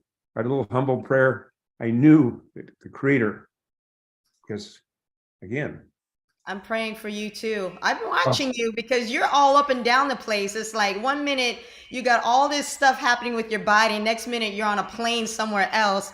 Like nothing will stop you at all. There's no physical ailment or anything that will stop the chief from going out there to do what he needs to do. This is what's so very powerful, and I love this about you. And what I love about what you said also says in the Urantia book is like God is no respecter of persons. And this was something that why I told Scott, we're so connected in all of this. I said, Scott, I want to meet this woman, Caroline Corey. And I told Quadro about it because somebody had dropped a portion of her documentary in the Urantia, one of the Urantia groups. And when I watched this documentary, it's called Gods Among Us. In the documentary, they were talking about the alien visitation and the aliens that were coming to take the people, or, you know, whether they're healing them or doing things or different things, whatever. But the one common thing that she said that I love, and Chief Phil said it, and the Urantia book says, is that it did, despite your race, color, class, or creed, social, economic status, none of those things played any role or matter in it at all. None of it. You know, that's what shows that. And it also said too that we are gods, because if we're trying to pray to the God within ourselves, which is God, the fragment within our mind, that also makes you an equally chosen special person of God, connecting to God as well too. You know, so I said that was really fantastic about the Urantia book. It was very fantastic about how Chief said, you know, the sun is going to shine over here. You're going to run over there. The sun is going to shine here, there. It doesn't matter where it's going to shine. He doesn't care who it is. It's still going to shine regardless. And that's the other thing about what Ava said too, about how we're moving into things, is that they're still our relatives. Everybody is still pissed off about one thing or another, and they're forgetting off, no matter what we're going through, they're still our relatives, and they're still people that we got to deal with, especially when it comes to justice. You know, because I hear a lot of people kind of pissed off about Avatar right now, but you know something? It's like right now, that's, you know, he's the least of the fish I need to fry right now, you know, so, and he's still a relative, you know, but we got to address things. You know, when it comes to our indigenous relatives and stuff, you know, we're all connected. So because we're all connected, it's how we're going to sit there mindfully connect and seek our justice in a mindful way. Because I'm still seeking justice. I'm not letting things go. I'm going to let shit go, because the spiritual thing is to let things go, you know, because I need to let go so I can move on. But we can also seek justice and let things go and move on with forgiveness as well too. I think that's the way of the universe. That's the way of the world. Wow. I want to come in with a few things. We do need to wrap up in 20 minutes because then we've got the big concert with Kristen and Cornflower. So just a reminder, everybody, that if you haven't already gotten your ticket, make sure that you register for this amazing concert. And I'll talk about that at the end with our Global Peace Tribe announcements. But, you know, while I've got Antoinette here, and as I've got Phil, I'm going to bring Summer Joy back on. I'm going to bring John back on. I'm going to bring Quadro back on. I just want to say that there's a lot happening. And one of the things that's emerging and evolving that I just want to alert people to, many of us are going to be gathering in Sedona in late March for the Evolutionary Leaders Network. And then after that, we're coming to Southern California On Tuesday, March 28th, there's going to be a big event in downtown LA that Ben Bowler is putting together. On Wednesday, Pato and Antoinette are going to take people out to their land. Sri and Kira, who we collaborated with yesterday, are coming up from Ecuador. First time in 12 years they've been in the United States. And so we're looking at putting together a Global Peace Tribe retreat immediately after that, probably starting on Thursday, March 30th. So Tangela is going to work on putting together a psychic fair in Southern California around that time. So we're all going to need to get together, put our heads together and figure out how we can organize this so we can all come together in Southern California at the end of March. So this is something that's all been evolving in the last few days as we're all kind of connecting with each other, but I want to put that out to our Global Peace Tribe. I just put the link there for the LA Convergence inside the chat. So that's for the LA Convergence. So this is going to be exciting times. I'll pull it up. The Wisdom. At the Wisdom, I actually am who introduced Ben to my buddy Sean, who runs the Wisdom. And so that's where it's going to be. So, but of course, a lot of our friends can't come out for one night, but they can come out for a week. So that's why we want to put together a week full of events. Chief Phil Lane actually that's where Phil had invited us over to the Wisdom. That's why we had picked it again. Yeah. And Kristen Hoffman, who is our beloved, she sends you a happy birthday message, by the way, Antoinette. She's flying out and she's going to be with us on March 28th and beyond. So it's going to be quite an amazing time. So we've got a lot going on, a lot of exciting things. And I agree with what a few people have said, Chief Phil, Ava, how wonderful to start the new year coming together. And Kwajo, I so am grateful that you're with us all the way from Ghana, representing Africa and representing and helping us to remember that we really are a global peace tribe. So thank you, Kwajo, for being with us. Thank you, sir. You guys know that Kwajo also has an excellent affirmations too, because people don't know this guy is not only is he like he's our #1 seed planter outreach guy of the Urantia book in Africa. I'm telling you, nobody reads the Urantia book like Kwajo Spirit reads the Urantia book. I don't care what anybody says. Nobody reads the Urantia book like Kwajo Spirit reads the Urantia book in Africa. It's him. This guy, his genius knowledge and his music is so spectacular that it's my ringtone. And I said, I need to learn more about these affirmations. He's got the wickedest ringtone. And every time I hear it and somebody calls me, I'm like, I am healthy, wealthy, abundant, prosperous, whatever. It's like, I'm going to write my own affirmation song because I think everybody needs to do that, is like make your own affirmation song. But this guy is genius. Spirituality, music, science, spirituality, music. I mean, every time I just want to share some few truths from the Urantia book that sort of like summarizes it. I've called out about 7 truths from the Urantia book, which kind of summarizes the whole book. I mean, it's a very big book, but I mean, if you pay attention to these few truths that I've called out, I think it'll give you an idea of what the Urantia book is. So one is we are not alone.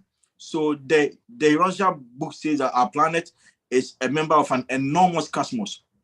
You know, that we belong to a world-nigh infinite family of worlds, but our sphere is just as precisely administered, just as lovingly fostered as if it was the only inhabited world in the whole cosmos. So we are part of a huge, cosmic family out there. We are not alone.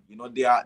I mean, you can see NASA has been bringing us some new pictures of the cosmos, and you can see how enormous the cosmos is. And so the Urantia book gives a lot of information regarding the other beings who are out there in the cosmos.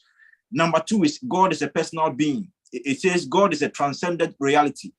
It says he is a saving person and a loving father to all who enjoy spiritual peace on earth and who crave to experience personality survival in death.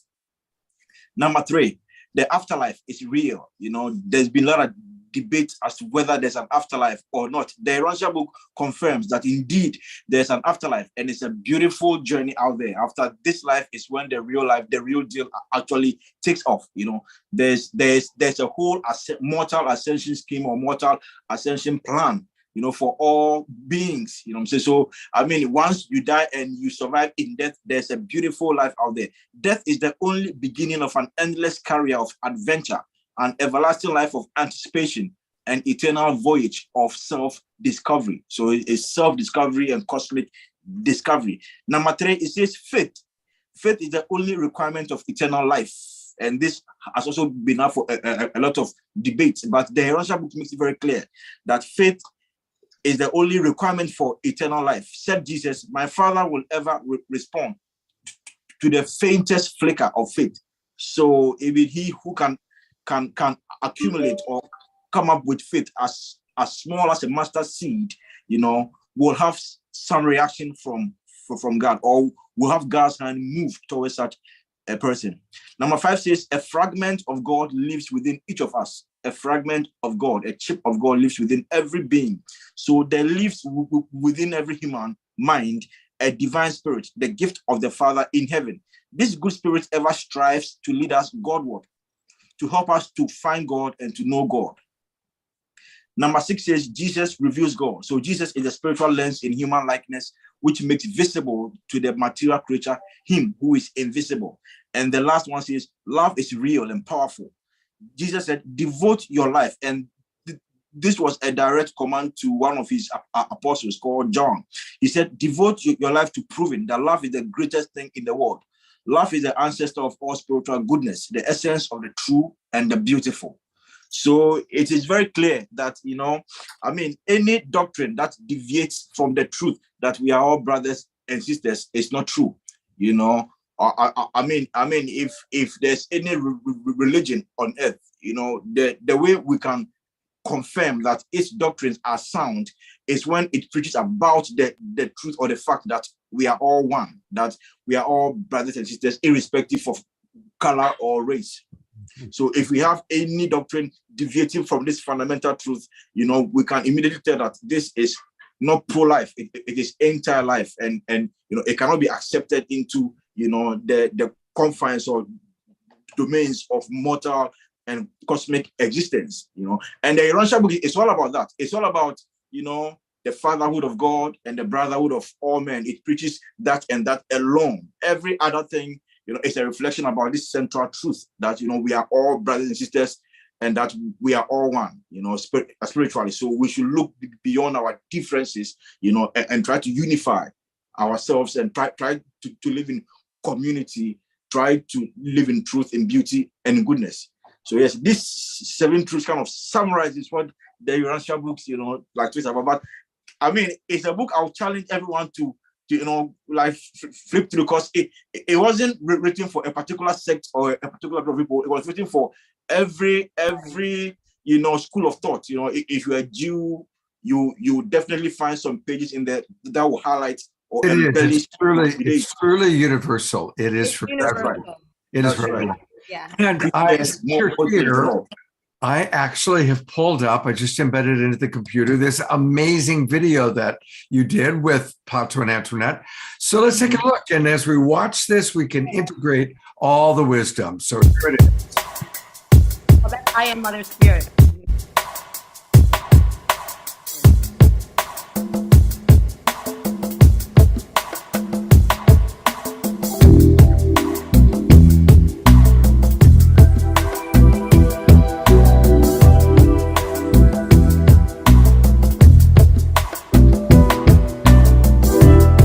I am your local universe mother spirit.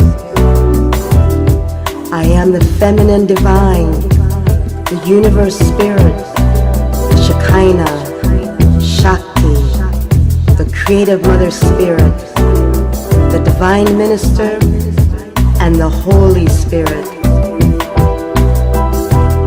I am the giver of the breath of life. I am omnipresent in this universe, and you actually live in me.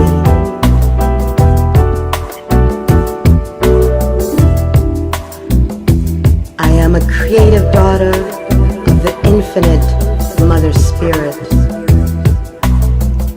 I am equal co-creator with your local universe creator Sun, and we have created you in our image.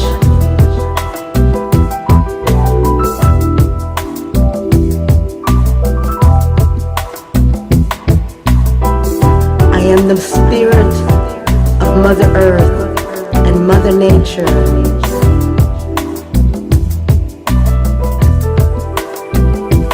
I am the mystery of life, the vital energy spark, the essential factor of life plasm to the required revolutions of matter in accordance with the physical, chemical, and electrical specifications of your world. I am the cause of purposeful organic evolution and reproduction. I am the source of all vegetable, animal, and human.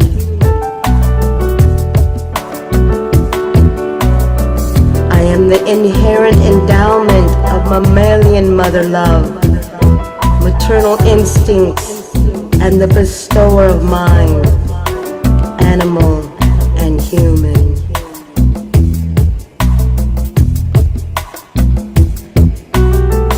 I am personally maternal to all my children. I love you individually. I know you personally, and I understand you completely. I am the provider of the spirit of intuition, the spirit of understanding, the spirit of courage, the spirit of knowledge, the spirit of counsel, the spirit of worship, and the spirit of wisdom. I am the Holy Spirit, and I extend to you my fostering care and spiritual ministry as I work in harmony with the Spirit of truth and your indwelling spirit to lead you ultimately to the loving embrace of our Heavenly Father.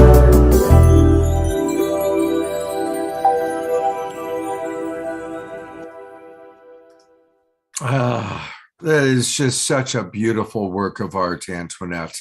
I really wanted to make sure that we showed that today. There's so many other things that I want us to do, but I know, yeah, time is running out. Time is running out, but just a reminder, everybody, that you can get her amazing music by going to Bandcamp. Just as we always promote Omashar's music at Bandcamp. And if you go there, it's her last name, Roots Datah, ROOTSDAWTAH, Roots Datah. I love that name. Yeah, I'm an uptown girl who knows her roots and her culture. So she's the Irie Roots Data Patois. So it's the name that I just chose. It's beautiful, absolutely beautiful. So I know that you had something planned that you wanted to do, and so do you still? I mean, I've got to swing over in 20 minutes. We have to get right. Yeah, so I'm gonna go ahead, and I know Omashar wanted to do a sing-along thing, so I'm gonna pass on this one. We can always come back. I'm gonna let them meditate on the piece that I created for the outro. So that's so when I'll introduce that piece. Okay. Going out, and we'll go ahead and let Omashar go ahead and close out with his piece, and then my piece. Okay. So I brought you on. Hey, Omashar, what an amazing morning, right? So full, and we are totally flowing with the spirit here. And I would say ditto to every single word that has been said today. Holy smoke, I am so enlivened and enlightened and enlivened. It's brilliant. And I have a little song here, and it's actually was written, it came to me, Spirit just says, sing this. And I go, okay. and it's a repetitive song, and I'm going to a mantra song, and it's written by a woman called Kathy Zavada, who's a longtime musical acquaintance of mine, and she's a Unity minister for Unity at the Lake, somewhere near Lake Tahoe, I think. Anyway, this song is hers, but it's so beautiful, and the lyrics are going to come. You got them? Not yet. Where is it? Come on. There they are. So here we go. Let's just go for this and see what happens, shall we?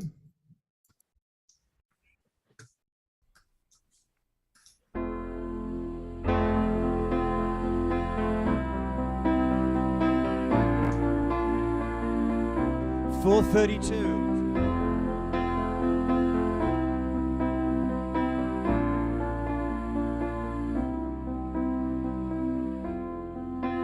Why have we come to earth?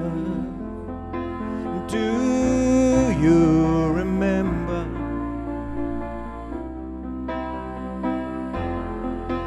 Why have we taken birth? Why have we come to love, serve and remember? To love, serve and remember. To love, serve and remember.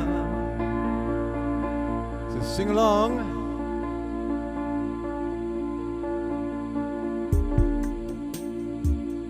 Two, three. Why have we come to earth? Do you remember?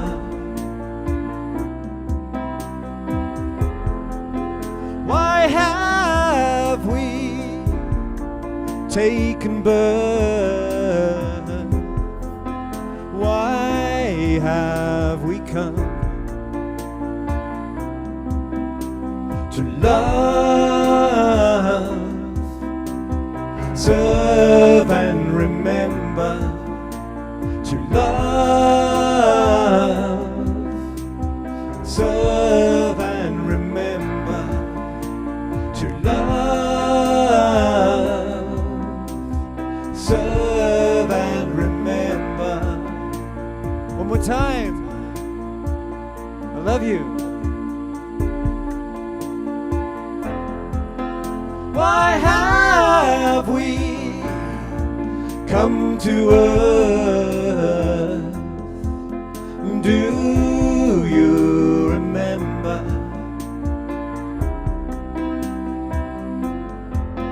Why have we taken birth? Why have we come to love, serve and remember? To love, serve and remember. To love, serve and remember. To love, serve and remember. To love, serve and remember. That's a quadro. Why have we taken birth?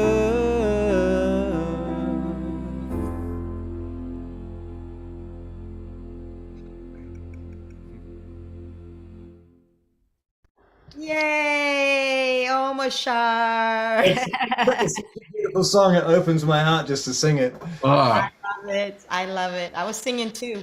I heard you. I heard the ringtone too. Oh. I'm like, I'm in a Zoom right now. All right. We are alive and we are genuine and authentic. Here we are. That was so beautiful. Thank you. All right, Antoinette, I'm turning it over to you, my dear.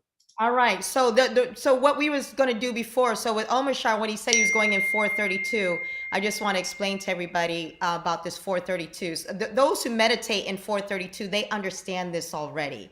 This was something I didn't learn about until much later, that I had heard about 440 is the key that we all kind of play in, you know, like that we all play in. It's a frequency, 432 frequency, hertz. Right, 432 frequency hertz. So apparently when you play in this hertz, this frequency, it opens up the pineal gland. This is supposed to be the frequency, the God frequency. You know, and I was like, is there really such thing as a God frequency? So you guys will have to tell me how you feel when you hear it, you know, so I always get a different feeling when I'm playing in 432 or creating. All my other music was always done in 440, so it's a new experimentation. So going into the new year and as I move forward, I'm going to be creating a lot of meditation pieces, a lot more music. So get at me, Ava, and everybody else and stuff like that, because I'm just going to be constantly every week. As I'm healing myself, I'm just going to keep trying to sit there and see what I can connect with, you know, with the different frequencies of 432. I believe love is 528 and different things and the healing one. So I'm just going to continue studying. Let me know what kind of feelings or feelings that you get from it or what you're coming out of it, because that's what I like about meditation pieces, like what Pato says. It's like when you go within your own mind without something else telling you what you should be feeling or thinking, but what is already inside your self. So imagine like if you're going to use your own words and what you're speaking to yourself, or God is speaking to you or something like that. So here, and I call this one the voice of Solania, because Solania in the Urantia book was the voice in the Garden of Eden that was trying to keep Adam and Eve out of trouble. They said, no matter what, always follow God's will. You know, so that's why I'm calling this one. So Solania is kind of like my person that I'm thinking of, whatever. It's like, she's going to be, you know, created by the Mother Spirit. She's going to be the one that's going to keep me in line, keep me focused, stay on the track, know what's, you know, I got to do, focus here, do this, do that, do whatever, and connect with spirit and connect with everything else. So you guys let me know what you guys feel and think from this. You can close your eyes or dance or whatever you want.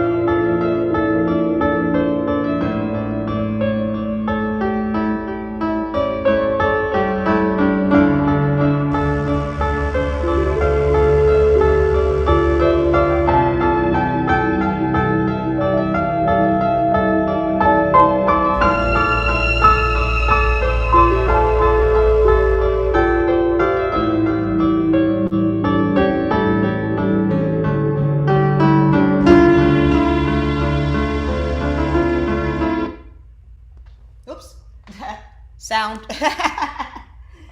Oh well, that was that. Technical difficulties. Well, anyway, that was a taste. It was beautiful, Antoinette. It took me into my heart. Good. Wow. Well, we are kind of coming to a close here, but I want to remind everybody that Stand Up for Justice is a big part of Antoinette's world. And so, Antoinette, I'm going to bring up the website, and I have it quite ready because I thought you were going to play a little bit longer. But I would love for you to please tell us about Stand Up for Justice and the Jane campaign. Okay. So Stand Up for Justice, thank you so much, Scott. Stand Up for Justice is an organization that I had started a couple years ago, and it was actually right at the time when you actually first got me onto the show. That's right. You know, so, and I want to thank you so much for actually doing that. And since then, we've been doing so much great works. with the Sign Network, with Bridging the Divide, with having these conversations between Black and white and, Black Lives Matter, like what we're trying to do within the community, with the Jane campaign, which has also taken us into the Ubuntu project. So let me just put in here, stand up for justice. I've already popped it in the chat box. Okay, awesome. Yeah, so Jane was the one who was calling me. So Jane is coming out with our hike today. She is a single mother of an autistic child. And our biggest fears is how the police response is to our community, for Black and special needs and autistic in our community. So she's part of why I started the organization Stand Up for Justice. Also because I felt like we weren't getting enough of equity and equality in this country as Black Americans. And even though we were always talking about the oppressive side of everything else that's going around the world, why is it that people don't really know much about us and some of the concerns that are happening within our own neighborhoods? And so I felt like all the other organizations that were supposed to be doing these things weren't really speaking in the way that we want to be able to speak for ourselves, which is in turns also about education, about diversity, about our own health and wellness, why we're not surviving, in the medical field, all these different things, but also coming at it from a spiritual approach. Because everything that Pato and I do always has to come from a spiritual place of love in all the work that we do. So I pulled up the track again, so maybe hopefully you guys can meditate on this and then, take a look at the site and see some of the awesome work that we're doing. We're doing MLK Day, we're doing Juneteenth, we're also doing a whole thing about educating our youth about sustainability, about greening the environment. That's the reason why we're actually, building this Eco Village and Spiritual Retreat Center in California. These are all the things that we've kind of studied from the Urantia book as what is going to bring us towards light and life in the future. So the work that I'm doing is not that I feel like I have to accomplish it all now, but I think that every individual, if we all just take our little piece and plant our seeds, we could sit there and bring ourselves closer to light and life, make this place a better planet for all of us to be able to enjoy, and we could do that through justice, through love, through truth, beauty, and through goodness. And I'm feeling all these things through my prayer and meditation and playing and getting the vibes from there. So beautiful. And as you're playing, I'm going to pull up the website and scroll through it for people. Awesome. Yeah, and this is the next version of the piece because this is also for the Ubuntu project, because we feel like the Ubuntu project and the movement is really going to change the world as well.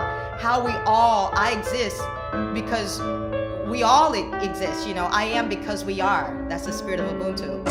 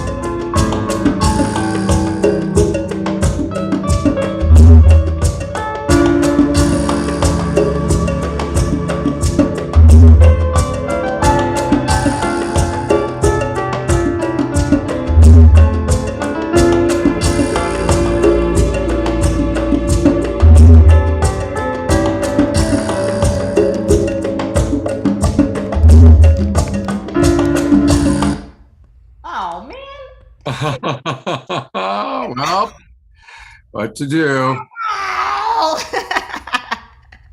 I'm just going to interpret it as showing that life is filled with mystery. And there's a lot more. And I know we're going to be doing a lot of things coming right up with MLK weekend showing up. And actually, I need to talk to you because Trish and I are doing a show on Wednesday, January 11th, to kind of highlight all the MLK activities. So I definitely want to make sure that we clue you into that. I'm going to bring on one last time all of our wonderful people. Chief Phil, thank you for being with us. How wonderful to have you with us today. Thank you. Kwajo, all the way from Ghana. How fantastic. Ava Park from the Museum of Woman. Thank you. Thank you. Ava, such a blessing. Of course, beloved brother Omashar, who I get to spend most of this weekend with. So thank you. John and Summer had to take off, and just want to say hello to all of our friends. I'm going to go to Gallery View. Look at all of our friends, Jay Mayer and Eleanor Joy and Reverend Jeffrey and, oh my gosh, Lynn and Leaf and all of you. Greetings. Thank you so much. It's been a beautiful New Year's weekend, a wonderful way to start the new year with everybody. And a big reminder that we've got coming up in less than an hour. In fact, I'm going to be going in and doing the sound check for it in a moment. It's Kristen and Cornflower, their Rebirth 2023 concert. And I know that already about 50 of you have registered for it. All the people who came in. I'm an artist, you know, I'm a painter. Please mute everybody. Please mute. Yeah, well, my website is ericanthonyhines.com. Okay. That's it. There we go. We didn't need to hear that, Eric. Anyway, so I also want to acknowledge those of you who came in at a higher level when you registered for Awakening World. You all got your free ticket. I sent it out last night. So I will see all of you for this New Year's Day concert, hopefully. And there's still time to register. Just go to sonicsourceactivation.com, sonicsourceactivation.com. And also just finally a reminder to please support the Jane campaign and Stand Up for Justice. I'm going to bring Antoinette on one last time. There she is. Antoinette, happy birthday. Thank you. We're going out to where Chief Phil Lane blessed the land. I'm taking a group out there. We're hiking today. We're going to give thanks and glory to God and just, make our New Year's resolutions. Beautiful. Happy birthday, Antoinette. Thank you, Vaughn. Thank you, Eric. Thank you all for all the people who are studying in our Urantia group who was in there today as well watching. Thank you. Beautiful. Welcome. Have a beautiful one. We'll see some of you for the concert in 45 minutes. Take care, everybody. Bye-bye. Bye.